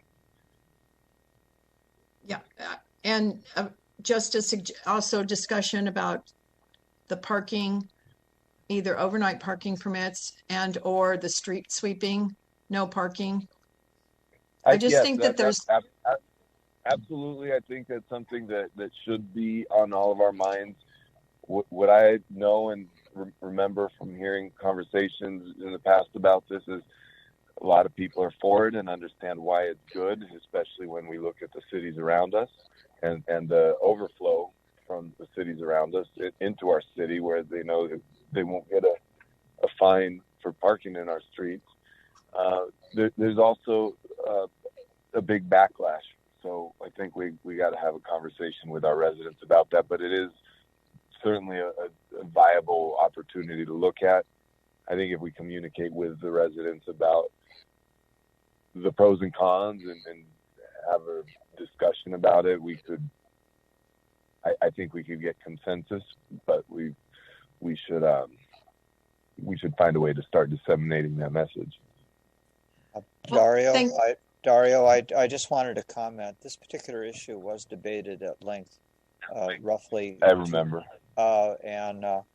If you remember, then it was voted down because there was an overwhelming number of residents that were opposed to it, and the reason why was because there's huge numbers of homes now that are occupied by multiple families, and the people essentially have no place to park but on the street. If you weren't aware of that history, I just repeated it. That's all. Yeah, no, I'm aware, and that's exactly part of the challenge. But thank you for bringing everyone up to speed. We might have to take a more clever approach and looking at every street and seeing where we could and should or shouldn't do that. I know some streets in my district and the other districts where it would be near impossible to have no street parking. We would probably want to do parking by permit on those streets because they are very dense neighborhoods. It's not an easy thing, and I think that'll be part of the conversation, is coming up with something that works and doesn't make parking impossible in dense parts of the city. So I just want to reiterate again, I took the approach on how to come up with revenue versus taking cuts. And I think, I'm not going to beat this to a dead horse, but I think we're missing out on monies in some of these categories. And it is a possible, I don't want to say quick fix, but it's fixable. At least have a conversation, because things have fallen between every cash flow stream counts, absolutely, and we'll look at those. Okay. This is David. Along the line of proposing to increase the revenue as opposed to doing cuts, I'm just wondering, have the city take a look at any potential federal or state program that we can take advantage of? Absolutely. David and Paulina and Robin have been working hard on that, probably more people than we've been given credit to. But yes, we've been in communication with Grace Napolitano's office very closely, and and state officials too, and we're asking them constantly and doing our own research as well about looking under every rock. And certainly if you guys hear of anything in the media, the paper, or any other cities or anywhere you guys think it may be worth sharing, please do, because we are looking under every rock. Thank you, Dario. Yep. So I just wanted to do a quick courtesy time check. It's 7:38 right now. And again, going back to Colleen, what would be the motion that you wanted to make again? Is it to for the city staff to look into the possible ways to generate more revenue? That's correct. And I think based on just police admin, that was really the department I looked closely at. I named off the things to look into. Do you want me to reiterate them, or you want me to get this information to? I don't want to take any more time. I'm sorry about that. Do you want me to say? You can share it with me, Colleen. Okay. I would like you to share with me. Okay, but yes, a motion moving forward to look at vehicle code fines, parking code fines, crossing guard issue, SRO issue, false alarm fees. I think those were the main ones. Okay, cool. Absolutely. And I've got all that stuff here. Thank you, Colleen. Do we have a second to that motion? Second. Can we have a roll call, please? David Lynn, Aye. Marcia Solario, Aye. Dario Castellanos, Aye. Donna Chia, Aye. Rosario Diaz, Aye. Jim Grivich, Aye. Colleen Rosati. Aye. Thank you. I would like to, I did not have time to research the police department because I wasn't asked to do it, but I think it is appropriate for the police department to look at the possibility of reduction of costs, not necessarily reduction in services, because I don't agree with that. But at least it's my belief, and this is just an overall perception, that some of the services that are now offered by sworn police officers could be offered by people who are not sworn at considerably less expense. I'm not prepared to offer a detailed template on that subject right now because as I said, I didn't research it like I did the fire department. But I think it is fair to say that at least that issue should be looked into. And I so move. Thank you, Jim. So let's see, now that police and fire are covered, shall we move on to public service by Marsha? Just for the record, I made a motion. But that was, I'm sorry. I'm sorry. Would anybody like to second Jim's motion? This is Marsha. I'll second. Sorry. Okay, who's second? I think it was Rosario. Okay. David Lynn? Aye. Marcia Solario? Aye. Dario Castellanos? Aye. Donna Chia? Aye. Rosario Diaz? Aye. Jim Grivich? Aye. Colleen Rosati? Was the motion to look into non-sworn folks to pick up some of the slack? Is that what that was? Sorry. Non-sworn people to perform some of the duties that are now performed by sworn. Okay, just want to make sure I heard it correctly. Aye. Thank you. Okay. Shall we move on to the public services, which I believe was reviewed by Marsha? Yes, thank you. Public service. So I did look at the expenses line by line, and I didn't really find any area to kind of reduce or improve on, except one, which was the animal control services. And I've already expressed my concern to city staff. And so when we look at the revenue versus expenditures, it's completely out of balance. And so as of even last year, we discussed this account or this contract, that it's costing us quite a bit of money, but they're not bringing any money in. And for the projected, for the budget being proposed, there's a $700,000 difference between the revenue and the expenditures that are expected. So my only recommendation would be to look at this contract. Do we want to go back to the original service provider, or what can we do to work with this contractor to maximize the revenue or lower the expense? Actually, this item has already been taken to council. I don't remember the date, and we will be going back to county services. I have made that adjustment already in the budget. Thank you. And actually, animal services is now going to be moved under the police department. So when you look for it in the budget, it won't be in public services anymore. I didn't move it before, even though we had talked about it, and police department will be administering that budget. The reason that the revenue is not that high is because when we went to council and the county did a presentation, they said that currently they will not be canvassing. They'll only be doing canvassing online, which I don't think is going to result in as much revenue. I was hesitant to raise it up to what it was previously when we were at the county because of that, them not canvassing. Okay, so they're mainly going to focus just like on renewals, etc., via online. Okay. Yes, and we're hoping that the information that they get back, they're going to have to do some kind of a outreach to people to let everybody know. And they're apparently, it was said that the county didn't give good information to Inland Valley. I'm hoping that Inland Valley provides the information to the county. Let's hope. We won't lose That more. won't happen.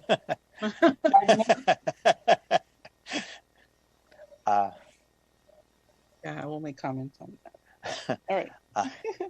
But I decrease it to 605,000. What I'm doing right now, because that's the number that was in the staff report, but what I don't know if that number is a net number, meaning, because the county typically does that, they'll say it'll cost you 605. They net the revenue with the expenditure, in which case I would have to add a couple $100,000 more onto that number. So I'm finding that out from staff right now, and we'll make that adjustment. Thank you. Mm-hmm. And I guess I have no formal recommendations since it's already being addressed. I just have a question. When you say it's already being addressed, has the city considered any other option besides the county? Because there are other providers out there. And what went to the city council was approval for to go back to the county. No, I know that happened historically. I'm concerned about what Marcia originally said, that we're not going to have much revenue with the county doing it the way they're doing it. And we actually had quite a bit of revenue when the county was doing it. It was over $400,000 a year. Oh, I thought you said they weren't going to canvass. No, that's what They're not, but I'm not sure anybody else is either. Well, that's all I'm. That's all I'm. Jim, I'm just reporting that it went to council already, and council has approved the contract. Yeah, I know. Is there? Okay, my issue with this particular one is I felt that when it did go to council, that only 2 vendors were considered, and 1 was rejected, and so therefore there was only one really sole source.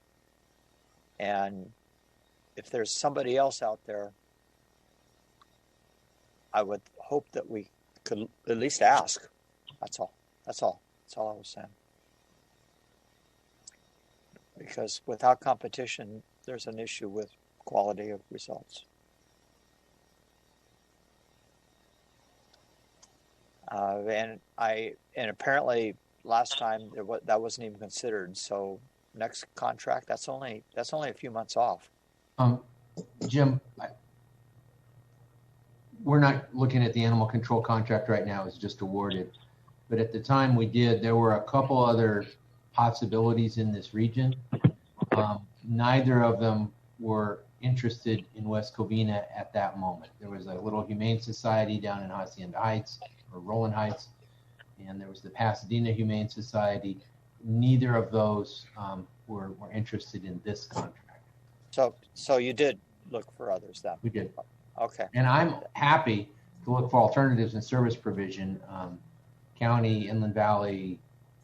Okay. Name another one. All right. I if you don't mind, there's other people other than myself that are actually quite interested in this subject, and I'm going to ask them what they can find for the next next contract.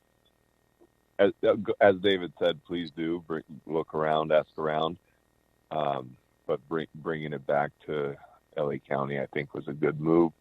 The way that was presented to the previous council, I think, was wrong and unethical. It should have never occurred. Our previous assistant city manager's father was the CEO, and that was never disclosed. She is now the CEO. I think the way that all went down was really bad. So, in terms of anything outside other options or better methods of service deployment, please recommend them to us if you know anyone out there. Yeah, I wasn't talking about the history. I'm only talking about the future. Oh, okay. No, that's cool. But I just wanted you guys to know, like, how we got there, and but any better recommendations, we'd be happy to look into. And anywhere we can have better service for lower cost. I'll report what the folks find out. Thank you.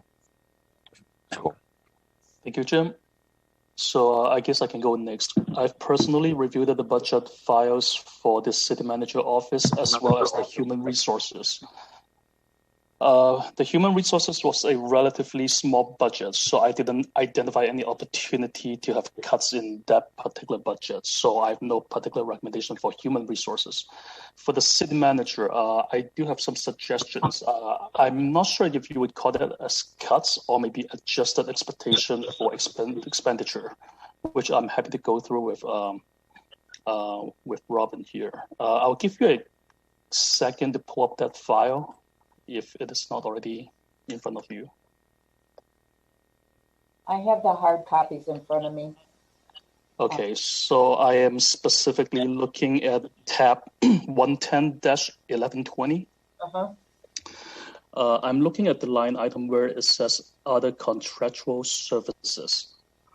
So just by looking at the expected expenditure of $2,500, when you compare that to the previous actual, it seems like this is a high estimate because it appears that we have nothing incurred for the past 2 years on this particular line item. So I'm wondering if that could be adjusted down accordingly.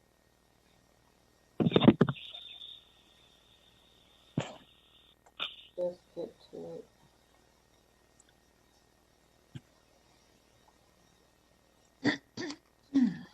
Possibly, yeah. Yeah.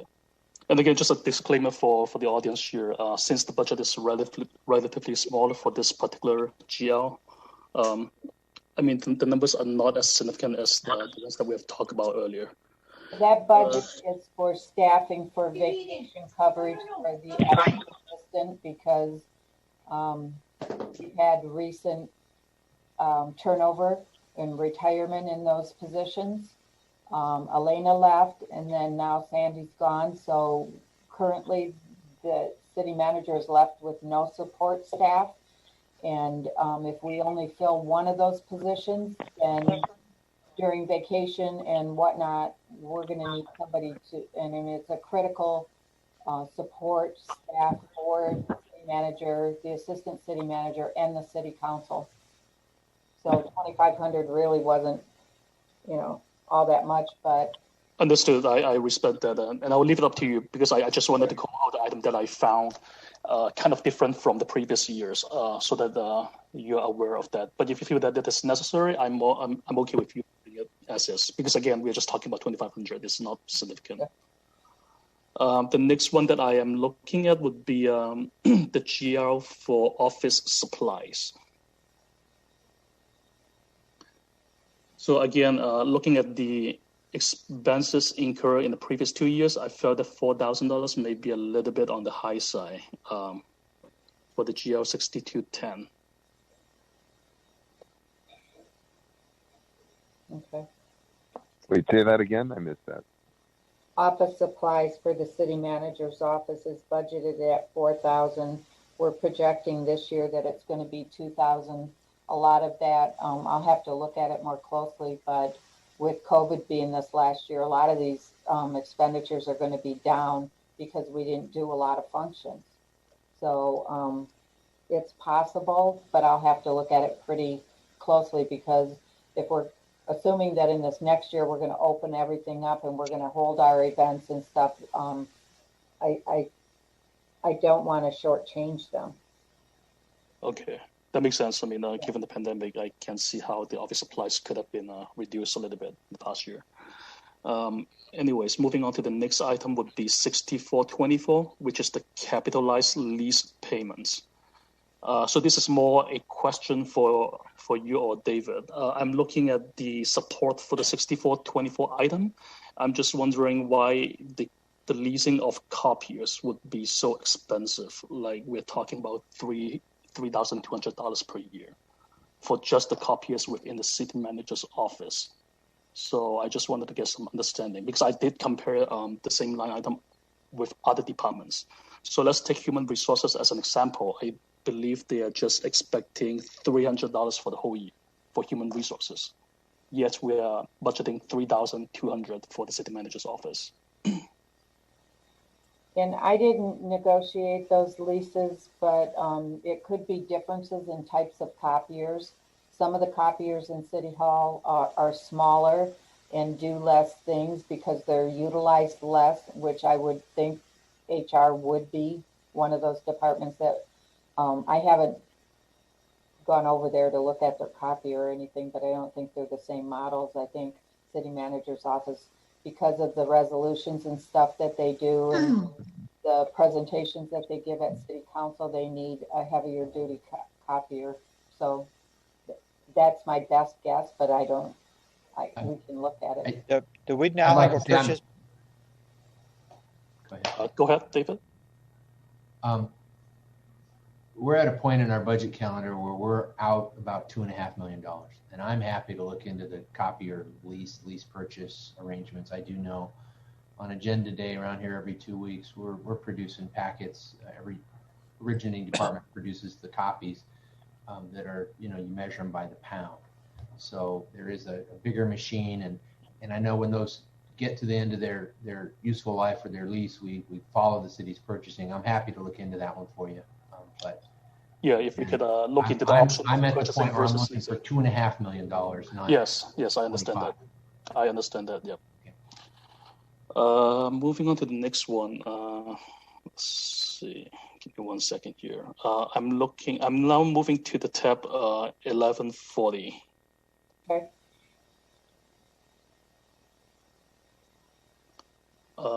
I'm just wondering, why did our expenses for city attorney retainer fee go up so much as compared to 2019 and 2020? So for 1920, the retainer cost was $162,000, and for this coming up year, we are expecting $360,000 for the retainer fee. So I'm just trying to understand why the costs have gone up so much. The amount budgeted in 1920 was $162,000, but if you look at the actual, it was $311,000. Mm-hmm. And so it was underfunded. And I know there was some negotiations for city attorney fees, and I wasn't part of that. I can speak to that. The rule of thumb out of the general fund is you'd want to spend about 1 to 2% of your general fund on your legal. So the council negotiated a contract to put most of those expenditures into a retainer against which we bill, unless it's a special project, of $30,000 a month. So if our general fund is $66 million, 1% would be $660 at $30,000 a month. If we're able to keep to that, we're at the very low end of what I would consider normal and average. It's at the end of the day a function of risk management. And one of the features of our new contract with the California Joint Powers Insurance Authority is that they assume responsibility for handling all claims management and litigation. I can tell you, and Dario and Rosario will vouch, we review monthly the pending litigation cases. It's pretty easy to have cases that run on and on and on and on. Could be a simple fender bender involving a police officer outside of, in and out. And the victim, the other party, always ends up having unimaginable difficulties, and their junk car turns into a Rolls Royce. And I'm telling you, we're managing this much better now at this price point. And so I don't see this as high. I see it as low.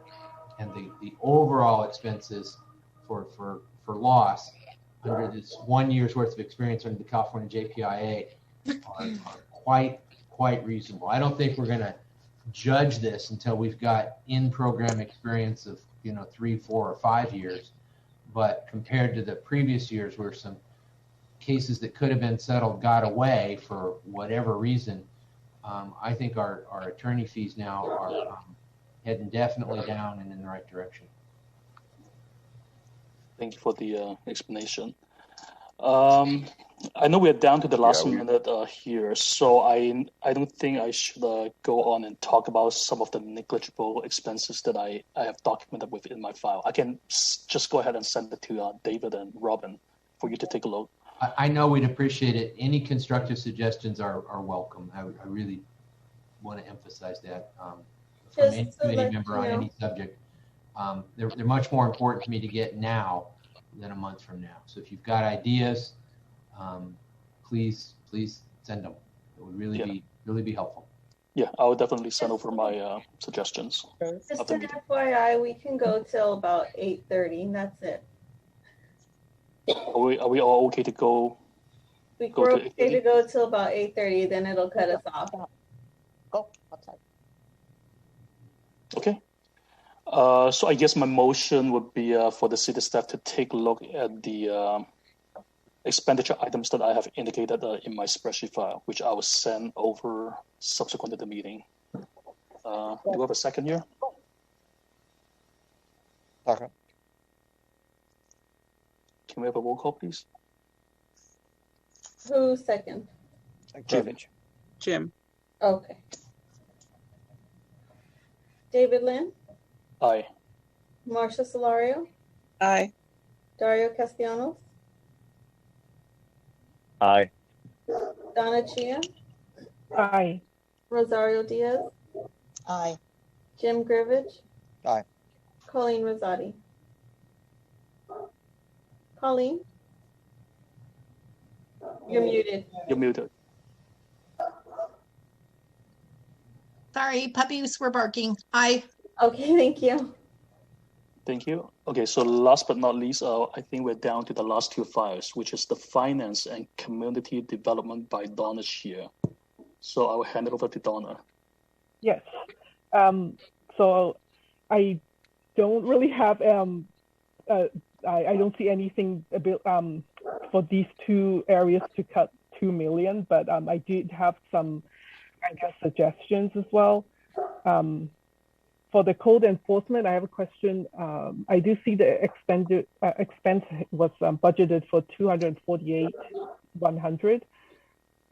However, the projected revenue is $50,000, so I'm not sure why that's such a huge gap. Is our code enforcement proactively trying to go out there to look for violations, or do they just wait for citizen complaints? Like, through the chair, if I may answer, our code enforcement is a one full-time position and an army of part-timers. We fill out the schedule with part-time employees, but they are each assigned a geographical area and responding complaints received through the Go request in traditional ways. And then they're also surveying their areas constantly. There's a significant revenue offset to their efforts through the fines and the forfeitures and the civil administrative penalties. So I think that's an aspect of city operation that is finding and correcting violations and paying its way as it does.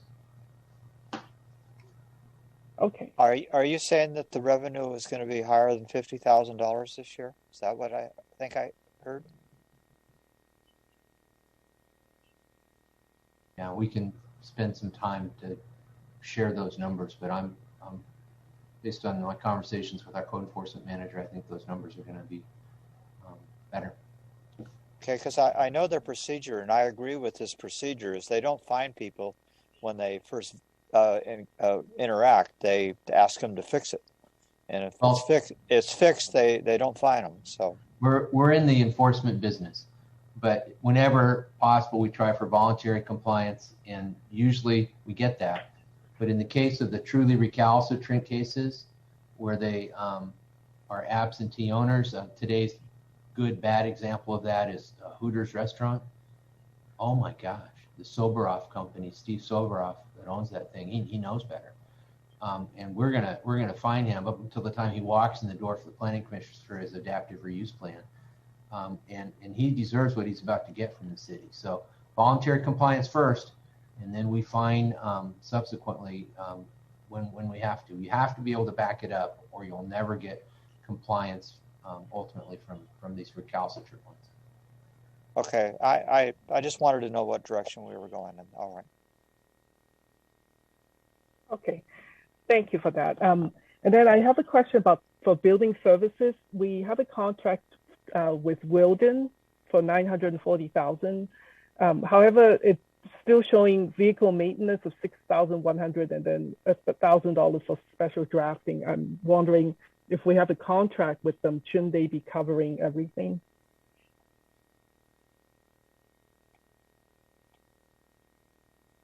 Robin, can you speak to that question?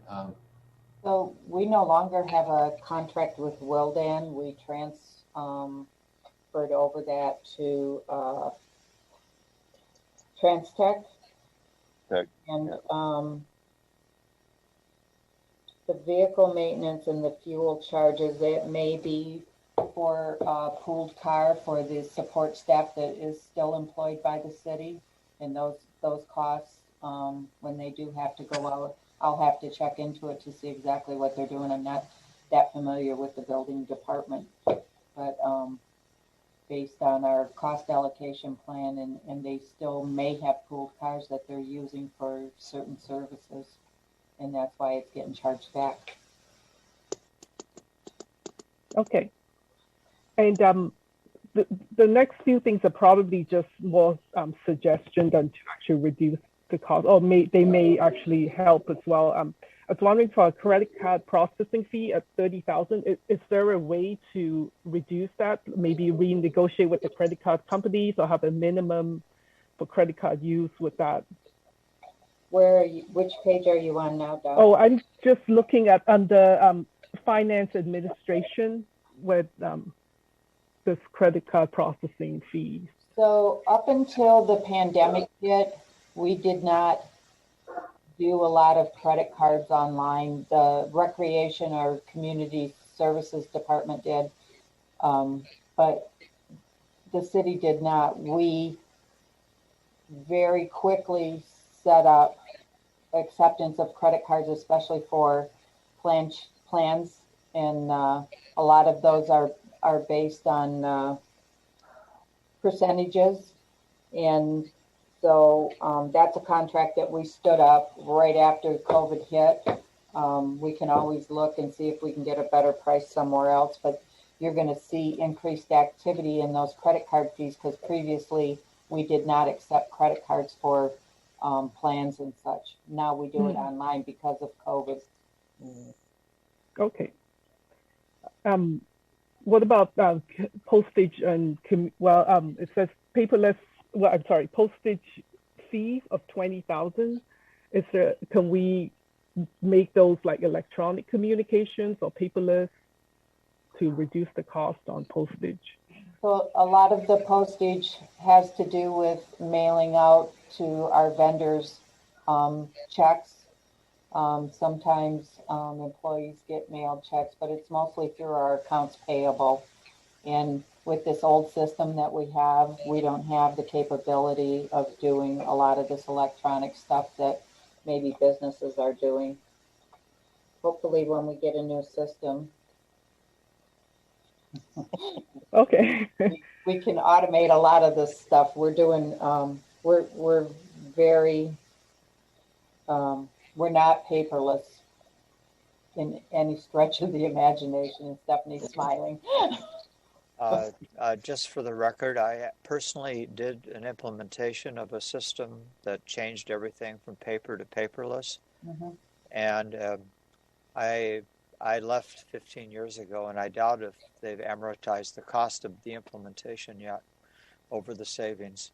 My point is that the converting systems is extremely expensive. I know that. And the savings that you get from using paperless isn't really that much.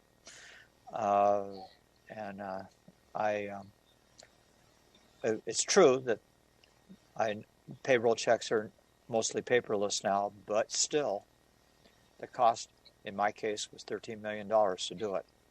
That's how much it costs to change the system. So That's ridiculous. that takes a hell of a lot of checks. And I'm sorry to be pessimistic on this subject, but since I lived it, I thought I should mention that. Okay, no problem. It's good to know. Yeah, I just thought since that's the direction most companies are going, maybe there was an opportunity there. Yeah. But yeah, and just in general suggestion as well was the vacation buyback. I know that we do that. I'm wondering if it's possible to just encourage employees to take vacation time instead of buying them back. And that's an MOU issue. Okay. Which, I mean, it's not a very high number in our department, but some people do choose to do that. And as long as it's in the MOU, we can't deny it. But I always encourage people to take vacation. I think it's a good practice. I think vacations in this city are pretty luxurious. Between the vacation, the admin leave, you know, I think it's an area, but that's all MOU driven, and that's one of the things that we're going to be working on as we go back to the table, is to try to get some of these things back. Okay, thank you. So that's all I have. Thank you, Donna. Thank you. I have a question about something that was discussed earlier. Sure. You're now budgeting again unfunded liability to PERS in all the departments. Is that left over from the previous unfunded liability, or is that a new unfunded liability that wasn't in existence before? No, that's based on the actuarial that was done from 2 years ago. You know, CalPERS is always 2 years behind when they do their actuarials. So that number, once we sent in that 170, 80 million, they gave us revised numbers because when we received the actuarials, because they had already started them, we had to get revised. Otherwise, we would have been in effect paying double. We'd be paying for the bonds plus paying on that unfunded liability. They gave us, and it's 1.2 million spread over all the funds that have salaries in them that will allow us to put pensions in there. There's some grants and special funds that we can't allocate those costs. So the expectation is then that in the following year's budget, there will be zero budgeted for unfunded liability? No, that's not true. There's still that leftover portion that's being amortized, and there's always the chance that if PERS doesn't make their 7%, those numbers can go up again. And so it's going to be based on those actuarials that we receive every year. They used to come in October. I think they send them to us quicker now, like in August or September. So that $1.2 million that you referred to earlier is just an amortization number, which means we're going to be paying it for 26 years? Not necessarily. There's different, every year when it either goes up or down, if we owe them more than was projected, they amortize it. So you had all these different, from every year, you had all these amortization bases that have all different years. We paid off the ones that made the most sense, that would result in the most savings to the city. But they're on all different levels, and there's a spreadsheet somewhere that we presented to council that showed what all the ones were that were left that I can probably dig up if you want us to. Well, I doubt if anybody else is interested, but I actually am. Okay. I once did a spreadsheet of my own on this subject, but that was a few years ago, and I'm curious what yours looks like. It's not my spreadsheet. It's from CalPERS. No, I understand. I understand. Okay. Thank you. That's all.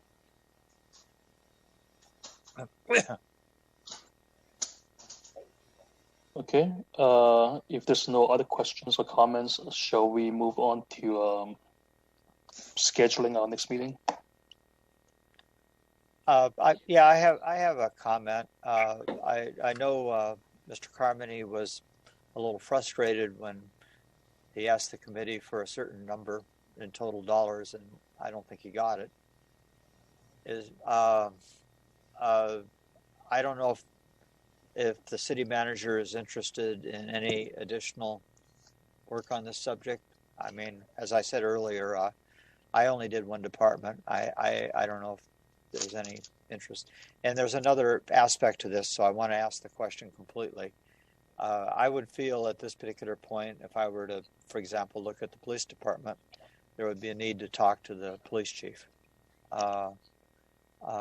Because I've never actually had that conversation with him, or I have had a conversation with the fire department. I don't know if you're interested in that kind of thing or not, but I thought I should say something before we leave the subject, because I know Vice you're Chair. short.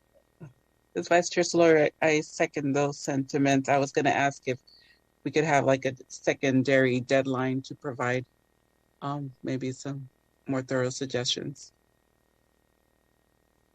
So I'm maybe it's time where everyone could look at everything, and now that we see the complexity of the issue. And sorry, I just cut someone off. Go ahead. That's okay. It was me, Dario. I was just going to say I'm open to any suggestions, but I'm going to keep moving along with the budget and start to hold our meetings, because otherwise I'm not going to have a budget at June 30th. And so, I mean, we can keep incorporating. This is kind of the process it goes through anyways, because as you can see, when I gave you this information, I believe it was off almost 2.1 million. And I'm, as of today, sitting at 2.7 million based on changes that I know happened. So, but we've got to at least start printing the document, putting it up in front of the community, and keep on moving and let people know. As of right now, it looks like we would be, there need to be cuts somewhere. Yes. I would like to answer Jim's question if I could. I think the comments would be welcome, and they'd be more welcome. The more timely they are, the better. We've got a big problem to solve too, and I can tell you, ultimately, when this gets presented to the City Council, we'll be recommending a balanced budget. I guess what that means is Rob and I are going to be the least popular people in the city, because there'll be a cacophony of "don't cut mine." But I think we've got a duty to pursue these revenue ideas, pursue these cut ideas, and if people have other constructive suggestions, the big ideas are really important to us now. So by all means, feel free to contribute those, especially now in the next 3 or 4 weeks. Well, I understand the timeline is short, but at least I would hope that some additional information could be forthcoming. That's all. Cool.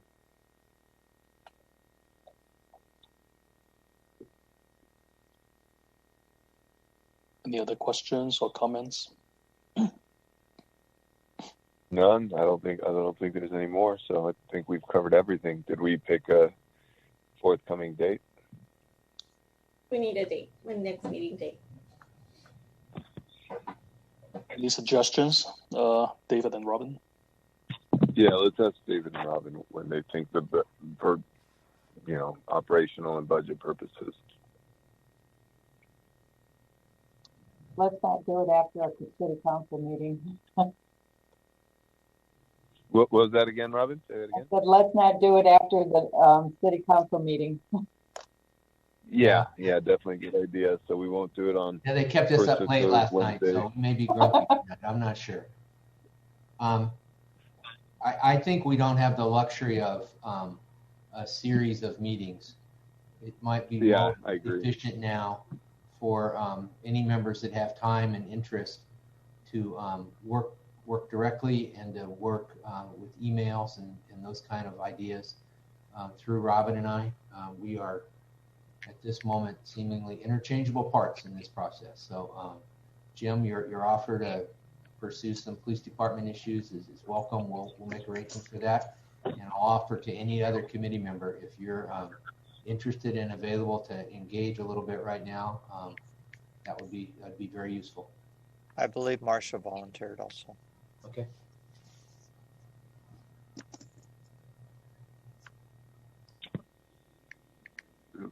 So let's see here. Robin, what's your timeline for our budget? So usually we have a series of community meetings, which I haven't scheduled yet. So I'm going to start looking at a calendar for that and have maybe a couple in May. Then usually present at the first council meeting in June, and then on the last meeting in June we'll adopt. So how about maybe Look at this calendar. Wednesday, June 9th as our next meeting. Would that fit in well with our schedule? So if the goal is on June 9th to discuss budget more, I would say no. No. I think we'll take Dave's suggestion to discuss budget more via email. Yeah, I got it. And we'll set this as our meeting, for whatever is on the table for our agenda at that point. But okay. we'll discuss these pressing issues by email. I think that'll be more efficient. Okay. Yeah. Anyway, a suggested agenda for June 9th would be taking a look at this year's financials. Hopefully you will have a third quarter report by that date for this year's financials. We're working on it as we speak. So we could look at like the March 30th revenue and expenditures and projections to the end of the year. But we're planning on taking that to the council in May. Oh, so, I thought that was June that you were going to do the council. I'm misunderstanding. For the budget, but for the third quarter, the plan was to take that in May. Otherwise, I mean, I can hold it off if that's what this committee wants. No, I'm sorry. I was trying to do when we were talking today about next year's budget. The part that was missing about the discussion is what's going on this year, and because that's material to next year's budget. Sure. And at some point, I think this group needs to talk about it. If it's June 9th or some other date, I only picked June 9th because Dario suggested it. But I do think we should be looking at what's going on this year at some point. And that's why I thought May would make more sense for taking it to council so the information is relevant, and when they get presented the budget, they have a better look at where this year is going. Well, I guess then what I'm trying to advocate is that we meet in a time that is relevant. So I guess it's May, based on what you just said. I don't know if you're, and Dario, I don't know what you think about what I just said, but I'm trying to, because that is one of the roles of this committee, is to take a look at budget versus actuals and see what's going on and happening. And we haven't really been doing much of that this year. Yeah, I understand what you're saying. I want to make sure we give our finance department enough time to get it all done too. I don't want to overwhelm them. Yeah. Should we leave it for a date uncertain right now, or? As far as this, the forthcoming budget, I think what we need to do is I'll collaborate by email in the next week at least to put some ideas together, and then maybe we could take it from there and set a next meeting date later once we figure out what makes the most sense for everybody involved. How does that sound? I'm just trying to work something out here. That's fine, Dario. I don't know what Robin thinks about what I suggested. Yeah, we could brainstorm a little bit more later by email. Okay. Yeah, maybe how does that sound, Robin? Once we get closer to having this complete for the third quarter, and then let you guys know and schedule another meeting. Okay, we'll do that. Let's talk by email, and that way we could collaborate a little bit better and give Robin time to plan and make sure we get the most out of our meetings. Okay. Sounds good. Okay. Sounds like plan. Often, right? Good. What was that, Robin?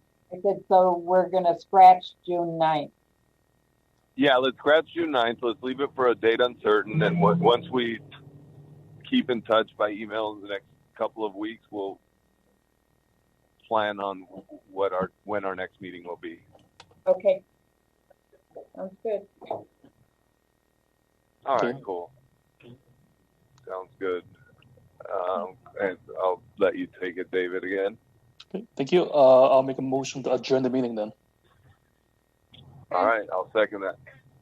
Thank you. Okay, thank you all. Thank you. Good All right, night. thank you, Good night. thank you all. And we'll Thank talk you. soon.